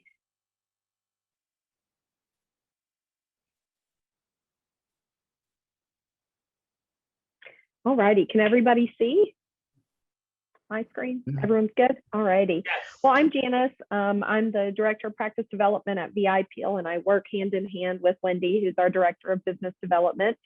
And we have multiple job descriptions that we sort of handle, all including bridging the sales clinical gap, but also hoping to be able to do more of these talks with amazing physicians like yourself. So a little bit about VI Peel. I know that we heard a little bit about Dr. Khalil, and he was the founder of VI Peel. He was actually a top aesthetic dermatologist in Miami, and he has 3 daughters. Maria is now the CEO of VI Peel, so it is a tried and true family business. And her heritage is half Lebanese, half Cuban, and they had no solution for severe cystic acne that she had. I mean, she would pick until she bled. And Dr. Khalil basically developed the VI peel to help his daughter, and in turn has helped numerous people. But it was sort of the peel that was developed for Dr. Fitzpatrick. And we have sort of monopolized the market with that, or at least we tried to. So we're very honored about that. The first thing that we always say when we're going into offices, a lot of people are like, why do I need chemical peels still? Why can't I just go straight to the other stuff? And the other stuff is great. The fillers, the toxin, that's all amazing. And the ablative lasers. But it's sort of, as you said, Dr. Roberts, at the very, very beginning of this, that, you like to see this as a prescriptive method. And that's exactly what we have here, is that we are no longer in the reactionary phase. We are in the prescriptive phase. So when people come in and they say, why do I need this? Or you give them multiple options about dermatology and cosmetics and what they can have, they'll say, okay, but what do I need first? And or what do I need most? And the way we sort of explain it is, you're not going to go to a cardiologist and he tells you you need to go on blood thinners and you need to go on cholesterol medication and you also need to go on, maybe some high blood pressure medication, whatever it might be. You're not going to say, but what do I need most, right? You're going to say, okay, give me the prescriptions and let's go. So it's more of being able to educationally speak and give that to the patients while empowering them with their information. So I always call chemical peels the oil changes of your face. I like to try for sales. I like to try and relate it to something relatable, and mostly everybody has a car. So the same way you get an oil change for your car every 3,000 to 5,000 miles, you should do that on your face as well. Keeps you there. We have 4 seasons every year. I like to recommend chemical peels to slough off every season. Each season comes with its own, I'm talking VI peels, which are, those medium depth, superficial, very superficial, and medium depth peels. You don't need to do the very, very deep peels 4 times a year. But we have 4 seasons and each comes with their own challenges and pollutants and bacteria and different things, and they sit on our skin. And a lot of people forget that our skin is an organ, and it's the largest organ in our body. So this is just a little about VI peel. Again, we have a fairly significant reach. We are, I believe, in, 50 countries at this point. So we do have that. The main points of VI peel is the peel itself. It's painless, effective, easy to use, and lucrative. Painless is because of our phenol, which we'll talk about shortly. Effective, visible results, easy to use. We give you literally everything you could possibly need except for the gloves. And lucrative. We try to make sure, that we have a good ROI for you as our treating physicians. So the VI peel penetration, we do peel up to about 200 microns. It's a self-neutralizing, non-invasive, light to medium depth, again, depending on the peel technique and how firm the practitioner will go ahead and apply the peel. We do peel down to the papillary dermis. There we go. One of the things that makes our peel really cool is that we do have 5 peels in our lines. So we have a peel for everything. There is not one peel better than another. There is not one peel significantly stronger than another. They are each there to treat and cater to different components of the skin and what the patient is going through. So just like Dr. Rouland said earlier, you have to figure out what you're trying to treat first, and then you can go ahead and treat it. And that's what we tried to do, is we have a little bit for everything. So all of our peels have a standard 5 ingredient blend. Those ingredients are TCA, phenol, retinoic, salicylic, and L-ascorbic. So those are our primary 5 ingredients. Every single peel has those. And then as we get into more specific peels, they have a little bit extra. So our regular VI peel is called our VI Original. That's your patient population of where I like to advertise in that preventative cosmetics and preventative aesthetic medicine now, which is that 20 to 30 range. It's also that first time peeler and that person who might be a little bit nervous, maybe very sensitive skin, but super early signs of aging. And you get them in early on the education side of things. The VI Peel Advanced is for a little bit older skin. I always like to say, go based off the patient's skin age, not quite their anatomical age.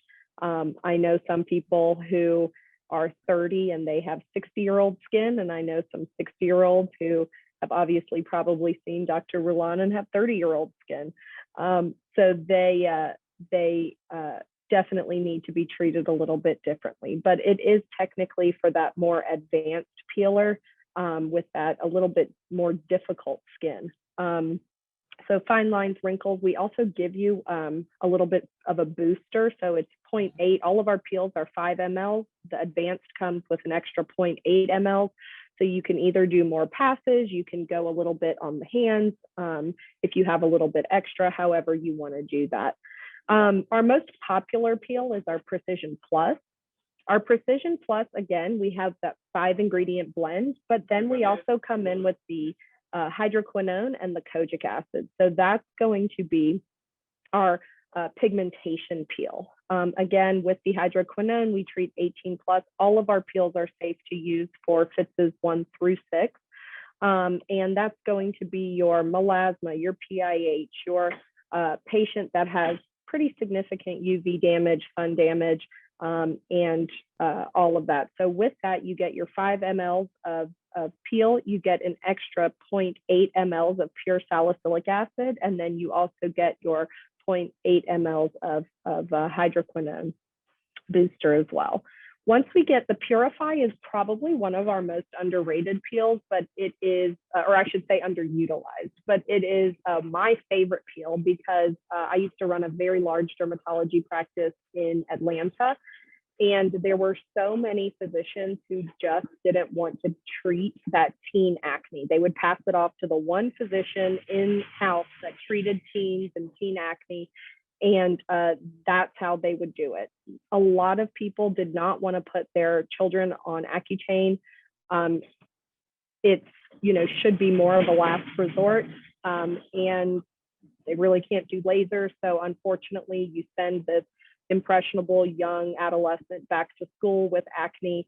We've seen such a humongous rise in it now because of maskne, and people look completely different going back to school now than they did the last time they saw their friends. So we do like to use this to treat as young as 13. We are safe and cleared for that. The Purify with Precision Plus, that's going to be your weathered acne patient. You can obviously have active acne, but that's also going to be for your pitting scarring patient. And that patient that might need just a little bit more help on the pigment side as well. So again, we don't need to go through this again. We do sheet peel with VI, so we do like that. If you're gonna do it, go ahead and do it. Don't always just do it just to flake a little bit or whatever it might be. If you're gonna go for a full peel, go for a full peel. So we do like that. So the VI Peel Original, that again is the original 5-ingredient blend, 5 mLs. Everything comes packaged nicely. Typically, there is no such thing as a one and done. So everyone's going to need A, multiple treatments, B, an at-home regimen, and probably follow-up treatments later on. So this is more just early signs of aging, tone, texture, maybe a little bit of pigmentation, just to get started with that. Mild photo damage, we recommend 4 weeks in between treatment, but again, you folks are the experts. You can do however you'd like. The advanced, again, that's that extra 0.8 ml, so you can always add a little bit of deeper passes, or you can go ahead and do a little on the hands, down the décolleté, around the eyes as well. The Precision Plus is going to be that melasma, that pigmentation. I love this patient. She comes in to our research center, and her skin is just absolutely beautiful post-treatment. So she had 3 peels over 3 months. One of the things we're also focusing on with VI Peel right now is we don't want to reinvent the wheel. So we don't want to take something away from anything that you do well in your practice. So we want to boost your practice, and we want to boost what you do already. So for instance, we have our tox booster, right? We encourage doing toxin and chemical peeling on the same day. Due to the phenol in our peels, it actually helps vasoconstrict, which can minimize pinpoint bleeding. And it also acts as a numbing agent and an antibacterial on the face. So you do the peel and then you immediately come in. You don't have to re-disinfect the face. Their face is nice and pretty much numb from the phenol in the peel, and it can minimize pinpoint bleeding. You go ahead and you just inject them after. You can do filler as well on the same day. The filler you do first because of the numbing, and then you wipe it, wash it, degrease, and then you go ahead with your protocol. These are all adolescent teenagers. So they all suffer from some cystic acne, some worse than others. But this is 4 treatments over 7 months. It depends on how the patient responds, but we may treat 4 over 4 months. It really is all dependent upon that. Again, you can see another young teenager. I used to get heartbroken seeing these patients on the left, and we would send them home with nothing because they've either exhausted the supplies of topicals, their parents don't want to put them on Accutane, but they're so desperate for something, and it's heartbreaking. And then we have the more weathered acne patient. Again, 6 peels over 7-month treatment. We also have our micro booster, which we recommend doing our peels with microneedling as well. We don't do it same day, but one of the things we do like to do, especially if the patient has active acne, let's say, is that we like to go ahead and use our Purify or the Purify with Precision Plus, have the benzoyl peroxide kill any bacteria before we come in and microneedle, and also to help strengthen the channels of collagen and elastin. And now this is Wendy's baby. Hi, everyone. Certainly glad to be here. I'm Wendy Pittman. I'm the founding director for the Brown Skin Agenda here at Vitality Institute. And the Brown Skin Agenda is designed to promote the advancement of treatment protocols for skincare solutions for skin of color. We know that 40% of the population is people of color. And how do we address that? How do we prepare those providers that are not as grounded in treating skin of color, much like dermatologists are, or other specialties that support that, like plastic surgeons? So what we've done here at Vitality Institute is curated a collection of board certified dermatologists and plastic surgeons to be a part of the Brown Skin Agenda so that we can effectively address all the gaps and all of the uncertainties in being able to treat skin of color. I'd like to announce that Dr. Wendy Roberts is one of our esteemed advisory board members, and we're so happy to have her, and she's already participated in one of our webinars. We had our inaugural webinar event on August the 16th, by which we launched the Brown Skin Agenda, and Dr. Roberts was a part of that, along with Dr. Janine Downey out of New Jersey and Nia Banks out of Baltimore, Maryland, as a plastic surgeon. So this is here to stay. One of the things that I came to Vitality Institute with is, I said, do we have anything that speaks to skin of color? And they were quick to show, before and afters that, the VIPO covers the span of Fitzpatrick 1 through 6. But what I really was asking, I wanted something by which you could really, really impart, increase the knowledge, form and create protocols by top specialists, i.e. dermatologists, in the field of treating skin of color without the golden handcuffs. You can say this, but you can't say that. You can do this, but you can't do that.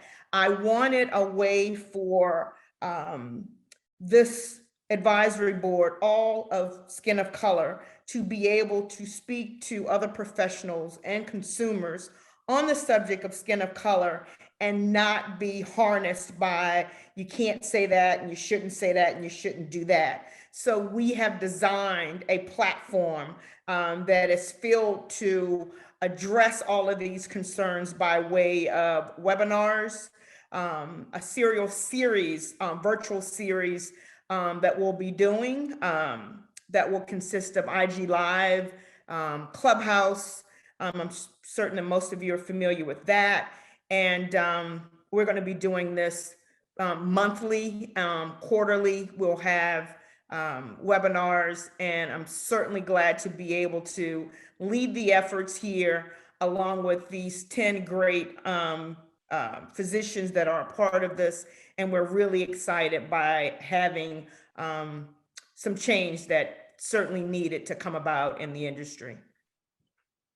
And I will say as well, just one more thing for Wendy. Wendy spearheaded our campaign to create an entirely new marketing campaign. And one of the things we all see is very similar stock photos of people in marketing. And that's where the message starts. That's where people start to get ideas of, you know, oh, this is out there or this is out there. Mm-hmm. And Wendy said, you know, as people of color represent 40% of the population, we need to have some people of color in our marketing.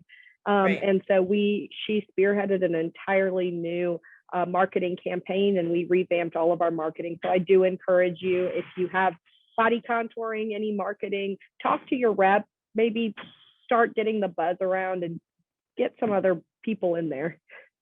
Absolutely. And one other thing that I want to add that makes us a bit different from other chemical peel companies, we have an app that is compatible with Androids and Apple devices, smartphone devices.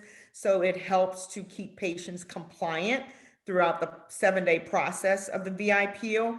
And it's much appreciated by both the provider and the consumer. Yeah. Those was an excellent summary and done, you know, really quickly. Thank you both. I think Sure. that it's, you know, I just want to Thank you. emphasize about the brown skin agenda being the goal is so all skincare professionals can feel confident to treat skin of color. Yes. And skin of color patients don't fall out of access, because rightly so, the provider, doctor, physician, whoever might feel scared to treat that skin type. And I just think it was just such a great idea. Thank you so much for being here. Thank you for having us. Thank Thank you so much you. for having us. We'll be hearing a lot more from you throughout the year. Absolutely. And we're going to do some before and afters. Dr. Weinstein-Velez, are you there? I am. She's on the East Coast, so you're a trooper. But this is the best part, is the GDerm after party, where Coming on 10 o'clock over here. yeah, So. Yes, we'll it is. continue. So I've got some, but let's start with you. You have some Okay. things you want to show us Sure. Let's see here. while you're doing it. Any Sure. questions? There I we go. know there were some questions. I didn't want to shut anyone down, but oh, you got that up quick. Okay, I love that slide. Thank you. Of course. So I just have a few before and afters. This is the first time I've been able to show the results of this study that I recently completed with elastin. And what we did is we looked at patients with acne scars, mild to moderate, and we treated them with a series of halo laser treatments. And one group used the elastin skin nectar, and the other control group was our laser alone group. And so we just got these high def images from Quantificare that we took as part of the study. And you can see on the left-hand side, this patient just had treatment with the laser alone. And on the right, this patient used the elastin nectar with the laser, and you can really appreciate the difference in the quality of skin, the depth of the scars, the amount of erythema. I mean, it's pretty pronounced. And so when Wendy initially asked, you know, how do we choose what topicals to pair with our procedures, I think that, you know, for me, and I think Dr. Guante mentioned as well, it's about trying the products. And in this case, for me, it was an IIT, so I initiated this study to really see, you know, if it made a difference, and in fact, it did. So I'm really excited to share that with you. The next case I have are just my combination treatment. So, you know, we've been talking a lot about melasma, and here I have a type 1 and also a type 4. Patient who I did a combination of peels, lasers, oral tranexamic acid, and of course skincare. And I can get into that a little bit more if there's specific questions, but just wanted to share that sometimes I think this is the direction we're going. We've kind of heard it a lot tonight. There's combination therapies are going to get us to where we want to be a What's lot. your timeline there, Or, Marilyn? oh yeah, so this, the patient on the left, this was about 6 months, so from summer to winter. And the patient on the right, this was a 3 months. So she actually came to me mid-summer and was really, really tanned, and I hesitated to do anything. But I, in fact, lasered, peeled her, and started topicals all at the same time. And then she came back 3 months later. So even a shorter interval on the right. And then I pretty much always start oral tranexamic acid with these patients, especially in the summer. I sort of lead them up to it. In the winter, we taper off, and then I have them back on it in the summer. It seems like everybody's got a thought about dosage. What dosage do you use? I do the 350, 325 BID. You do it twice a day. Okay. Correct. Yes. I know their lower dosing has been discussed, but I actually am not able to find that formulary in our EMR. So I know some Right. people do like 250. I've heard some people doing, there's a question, wait a minute. I've heard some people doing once a day. How long did Dr. Weinstein use the elastin before the laser patient? This is the question. Oh, yes, great question. They pre-treated for 2 weeks before the first laser treatment and applied immediately after the laser treatment, and then through the duration of the study. So they had 2 treatments spaced 1 month apart, and these pictures were taken 30 days after the final laser treatment, and they had still been using it twice a day. And then just, I think one more slide. So peels, I'm big sal acid fan, and I just hone in, do their sal acid peels monthly, combined with skincare, and see really nice results. This patient was sort of one of my favorites because she actually has really bad acne excoriae, and you can see here that, you know, even though we cleared her, then she came back with new areas of PIH from picking. And so we just kept at it. I mean, I did 30% sal acid. I've done a 10% TCA full face on her, and a series of Jessners. Nice. And then this is just, I mean, there's not a lot that goes into these, that went into this before and after, other than the impact of just good skincare. So this patient on the left was not using anything, any cosmeceuticals or prescriptions or retinoids or anything. And then a year later, she came back and was like, I have, you know, the best face ever. You know, she just boosted her confidence. And so I think we can make a huge impact with even just cosmeceuticals alone, guiding our patients in that direction. And that is all I have. Those were great. I love them. Pat, you want to load up my PowerPoint? I have two before. Those were great. And I love the combination, right? We need to do a whole nother GDerm Fresh, right? Yeah. There's just so much on the combinations. Those were great. Okay. I have, can you advance me? I'm not going to share. It's too late in the evening to screen share. But this, I like to do microdermabrasion before my peels because a lot of times in the acne, they have that like scaling, you know, kind of those crusting, and I just like to exfoliate that follicular ostia. So that is, I would say, my tip for tonight in the peeling session is, especially for some of the superficial peels, I can get them a little bit deeper and effective when I do microdermabrasion. And what I typically do is I'll do maybe 2 microdermabrasions 1 week apart, depending on the timing, how much I can get the patient in. And then I'll do the combination microdermabrasion and peel on the same day. So this was a teenager, very self-conscious. She had a few of these, probably like about 4. And this was with the Vitalize peel. Again, very, light skinned teenager. I love Janice, you talked about the teens, right?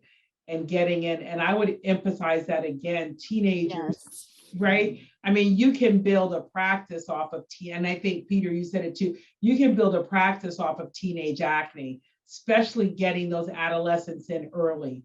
So that's one. And then my next one is the same as microdermabrasion, but this is a VI peel. And this is using the Precision Plus. And she really came a long way with, again, serial microdermabrasion plus VI peel.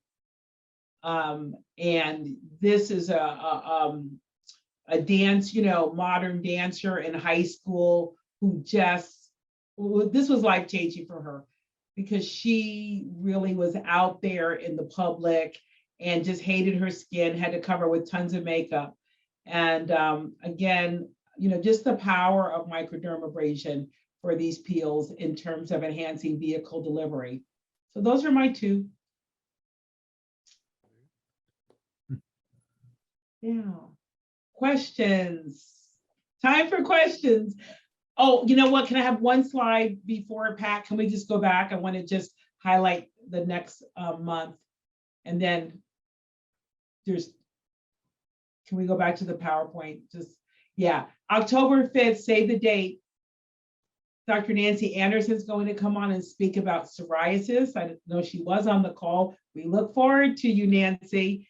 And then we're going to talk about something I've talked about earlier in the year with COVID, but we're going to talk about virtual revenue for the dermatologist, how you can practice and also still be making in a whole separate lane revenue by all of the virtual technology. So it's going to be a very interesting episode next October. And then the last slide is, I said it already, save the date. Oh no, it's here. Our live meeting is back. Okay, so thanks for everybody for hanging on. Let's open it up to some questions. And hi, Wendy, it's Nancy. And I just wanted to say that, sorry, I'll get myself on. Thank you for mentioning. I'm going to also was going to ask you if you're interested. I have a great talk on skin manifestations of COVID-19. That's really amazing, including hair loss, if you want that October 5th as well. So. Okay, well, I don't think we can get out of 2021 without a COVID-19 manifestation talk. So, yeah, so just if you can keep it to 15 minutes, okay. I think we can do that. If I can keep everything at 15 minutes? No, it does, but each talk, if you can keep that, yeah. Okay. I think we have Nancy, I have great COVID toes pictures if you want. And an adult. Thank you. Yes, that's one of the biggest. Good to see you, Nancy. You popped right up there. Well, I just to mention, I gave this talk, just gave it for internal medicine, derm grand rounds, and wow, I think we're going to get 1,000 more consults now from internal medicine, but no. Like you need more work, right? I learned so much that I didn't know about the effect of COVID-19 on skin, so I think that might be the best talk. I might save my biological. I don't know. If it's anything like your psoriasis talk, let me tell you, for the guys who are on there, you don't even have to like or treat psoriasis, but you should be on for Nancy's talk. Amazing. Even if you are aesthetic, just come on and listen to her talk because you're going to learn something. Yeah. So but I want to thank all the speakers. They were wonderful tonight. Really appreciate all your information. Thank you. Any questions? Dr. Rulan, I have one quick question. How long did that lip augmentation last with the peel? It lasts like a year. That's the studies that we're having. Dr. Wambier is the leader in that study. Dr. Carlos Wambier, he's at Yale, and he's the one that noticed it for the first time. And So- we have a series of patients and we average like 1 year of correction. So as a follow-up to that question, then, did it hinder or dip into your filler business at all, or did you use it instead of? Oh, nothing hinders filler business. True. But did In you ever Southern pick, California. did you ever pick Can't the do anything peel to stop over that. filler as a treatment option? Well, I think it just beautifies the lip more. It's most also textural. You know, Sure. the Russian lip technique where there's a shine, a glow that occurs. So Sure. I think it does that. It's more like a Russian lip concept where it gives you a glow and a smoothness. Interesting. So could you still do your filler usually and then come in and do that once a year? Sure, Okay. sure. Why not? Interesting. We're very inclusive practice. I had a question, Anna. Anna, you know, I bought 8 products on Amazon that had for eye tightening firmness with Uh-huh. that glue, that's some sort of ammonium something. And it works like a miracle, right? But then you had this textural issues later on, and the color changes or there's a powdery residue. Is there anything that doesn't do that? I mean, have you found anything that people will love that? That's what I'm looking for, and I have not found that. And it really, not only because of the pulling and the tension on the skin, people can get redness later if they use it constantly. You know, they try to use it every day, and the pulling and traction on the skin causes like a little bit of skin breakdown. And then also, like I said, the makeup doesn't go on the same. So they put the makeup on the rest of their face, and then this part has a shiny plasticness to it. So it's if someone doesn't wear makeup, it's a good option. But usually the person that wants their under eye to look good and is willing to buy that product wants to wear makeup. But so my answer is no, I haven't found something like that. I do still think that, you know, the slow, long way where you use the topicals that are great for your eyes rather than the quick fix is probably a better option long term. That'd be a very popular product. Someone can invent a nice texture that actually firms you and can go with makeup. Yeah, that'd be amazing. And Bellis, who's Bellis? You or your husband? What does it say? Does my name say Bella Skin Institute? No, for Dr. Weinstein Bellis. Yes, Velas is my husband. That's your husband? I'm from Puerto Rico, so a lot of Bellises are from Puerto Rico. He's Puerto Rican. You nailed it. All right. You're so funny. You're like, yes, that's my husband. That's the Husband. Good.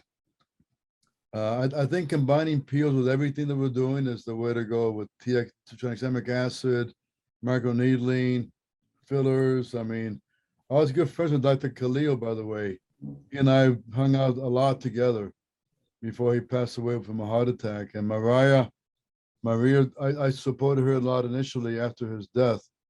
It's Thank a you, really Dr. good company, good products. I mean, We appreciate and a good that. family. Very We good. And I'm so appreciative of the fact that you mentioned, I like to liken it to stackables, that because of coming out of COVID-19, what you're seeing in your practices are a lot of procedures that you're stacking because patients want to maximize their treatments while in the office, and you want to maximize your chair time. So thank you for bringing that topic into the discussion. Can I ask about tranexamic acid? Those of you who are prescribing it BID, you're doing 3 months at a time. I've noticed that patients that try tranexamic acid, though, it looks good while they're taking the medicine, and then when they stop it, the pigment comes back. Are you seeing any long-term side effects as they continue to use it for a long time? Is there a reason why you want to stop them at 3 months, or what are we looking for? Are we checking for something, or? I've had to review some articles on that for the derm surgery and JAD. Uh-huh. And there's one study that showed a 12-week remission after stopping tranexamic acid. So at least you can get 12 weeks of continued improvement from melasma after stopping it.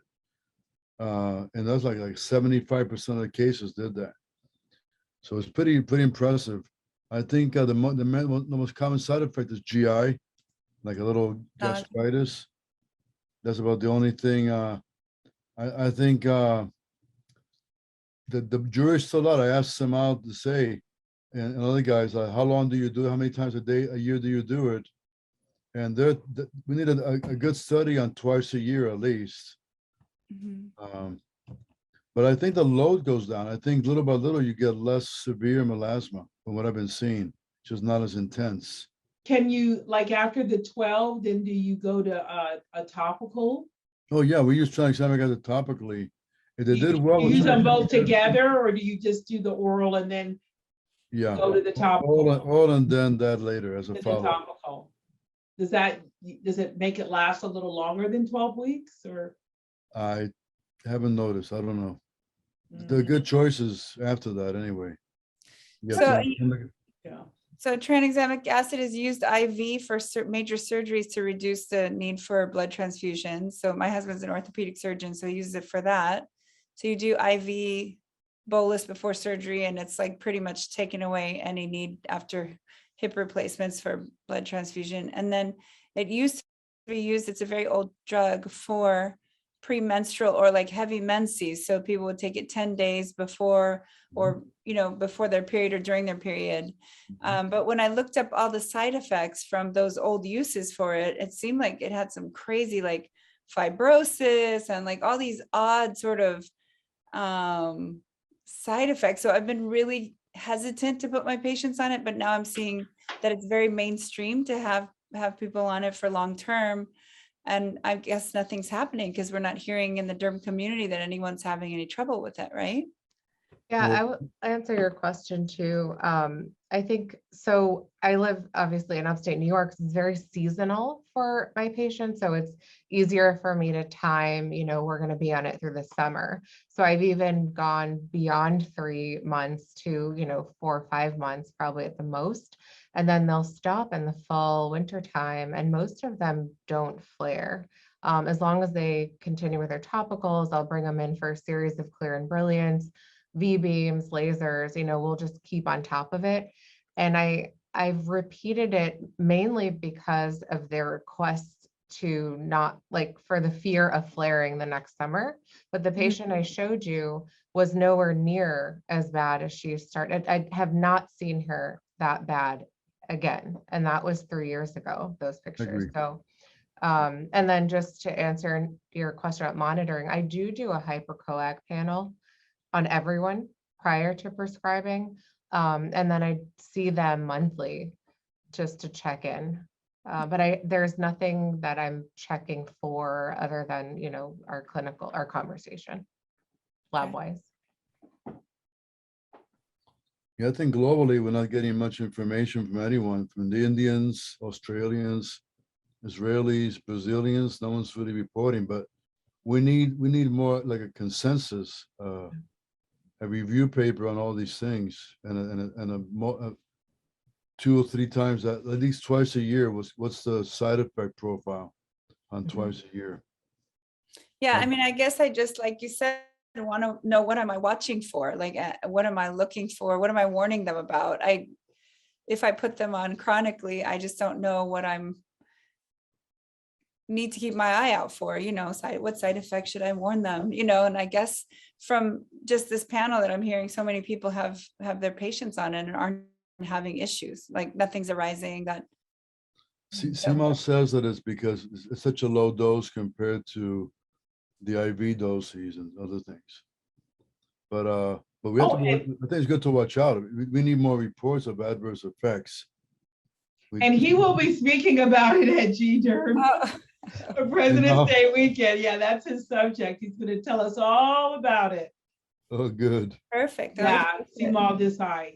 He'll be there.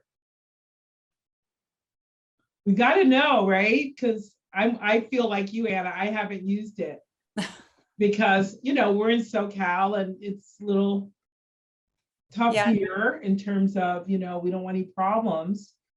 And I hadn't heard enough, but I'm getting convinced as well. But the pharmacological benefits, the pathophysiology of it is perfect for melasma. It addresses every inflammatory cascade, melanogenesis, arachidonic acid. I mean, it's just a perfect little drug for all the causes behind melasma. I mean, the photos are so compelling. Question for you guys out there: do you use HelioCare in addition when you have your patients on tranexamic? Do you also use polypodium leukotomas orally, or wouldn't you because of the TXA, or what are your? Well, a study compared those things and showed no statistical improvement except for tranexamic acid on polypodium or glutathione. A couple of things they tried out. Mm-hmm. The one that really worked statistically was tranexamic acid. Oh, okay. They're good ideas, but it's not a. Yeah, I tried Right. glutathione smears after deep microneedling. And I found that tranexamic smears we do after deep microneedling, and they work a lot better. Shallow deep What is that? microneedling. A tranexamic smear. What's that, Anna? Oh, it's when, just like when you do a PRP smear, after you do the microneedling, you smear it into this, basically literally smear it into the skin. Okay. Yeah, so I don't know, what is that supposed to be called? That's what I was told it's called, a smear. But anyway, so bottom line is we tried glutathione. It's hard to work with. I don't know if any of you guys have seen how it comes like a powder, and anyway, and I didn't see results with that either, but tranexamic I did. So We're seeing a movement with IV infusions with glutathione. Obviously, in the Philippines, Dr. what's her name, Vicky Bello, popularized the use of intravenous glutathione, and I know Tess Mauricio does it here in California. I heard there's no evidence-based medicine that it does anything, that there's the results. I asked Vicky herself, and she says, she didn't know how it worked or why it worked, and if it worked. That's what I've heard now. In the glutathione we're using here, whole different story in Asia. But with our glutathione, I don't know. Here's a question. Hi, Dr. Jackson. How are you? Thanks for coming on, Brooke Jackson. Do those who use TXA sign consent form? Yes. you do? For the oral? For the oral. Yeah. I don't have a consent form. I'd be curious to know what does yours say? Basically, they understand the increased risk of blood clots if they have a high risk, and the smoking, birth control pills, all the risk factors. Yeah. There's a short term, but at least they've been advised of it. Mm-hmm. So that sounds like what I would do if, I was prescribing a medicine, right? Going over the side effects and sort of documenting all of that in the notes and giving it to the patient. What's the additional need for a consent form, given everything we do has risks? Yeah, I think Because we're in California. I think Pro Grimes was the one that said that once, and so I just listened to her advice. Right, because she's in Southern California. Yeah. Yes. Okay. So I started doing it. Now, I will tell you, my husband used it, so he reads up on the IV version of it. It is very popular now in orthopedic surgery, and the rate of DVTs and blood clots after surgery is lower statistically with tranexamic acid. So I don't know. I know that it is something that can be, can promote clots. I remember reading the whole mechanism of it, but it also, for whatever reason, in practice, is not increasing the risk of blood clots after surgery. So it's decreasing it. So there's something about the mechanism, the way it's working, that we're not understanding fully, I think. But just if that gives you guys any peace of mind, it does give me a little peace of mind, but I still haven't started prescribing it. But I might. Now, after this panel, I might start. Who knows? Yeah, I definitely am. I think I'm ready, but I want to consent. So, Peter, could you share? Would you mind sharing? I think a few people online want to know if you could share your consent for TXA. I'll send it to you, Wendy. Okay. Pass it on. Thank you so much. Thank you. I'll pass it on. There was one case of a leg clot in a patient on tranexamic acid in the literature review that I had to present. And basically it was a person who had a family history of protein S. Mhm. So that was the only link they found. That somebody in the family had clots. That person who had the clot was the protein S carrier. It was positive. So I think doing some sort of a history and some sort of screening, a clotting parameters is a reasonable thing. But how often do you do it? You do it every case, like the Weinstein? Every person gets that hypercoagulation screen? I do. Yes, I do the blood draw before I prescribe on everyone. You know, in this conversation, I was just thinking, I mean, might we want to like check, what is that, like, does sickle cell, things like that, does that come back on a hypocoagulability panel? And if we're, you know, what about a possible like sickle cell trait patient, you know, just. I think that would be a smear, right? A different kind of smear? The blood Yeah, smear? you can do the test, but let's just say, you know, how would they react to something like, a lot of sickle cell trait people don't even know necessarily that they have the trait, you know, unless they're like getting married and they're checking, they a lot of carriers just don't even have it. And, I worry, a little bit about that, and all those unknown hypocoagulability syndromes that people carry around, but nothing's been reported. So maybe that gets back to the dose, Peter, it being such a low dose. We need some out to get it, to give another paper on that and to update us, just on that. We do. He just says, do some blood tests, Yeah, I'll do. especially if you have a suspicion of anything. We'll give a little homework assignment before February. He does need to. Birdie questions. Anna, did I answer your question on the pheno? So I do full monitoring. The nerve blocks are designed to reduce the need for high dose of Versed fentanyl. So that way, because I want to keep my PO2 above 90 the whole time. Mhm. I don't want low. I keep my PO2 above 90, no tachycardia.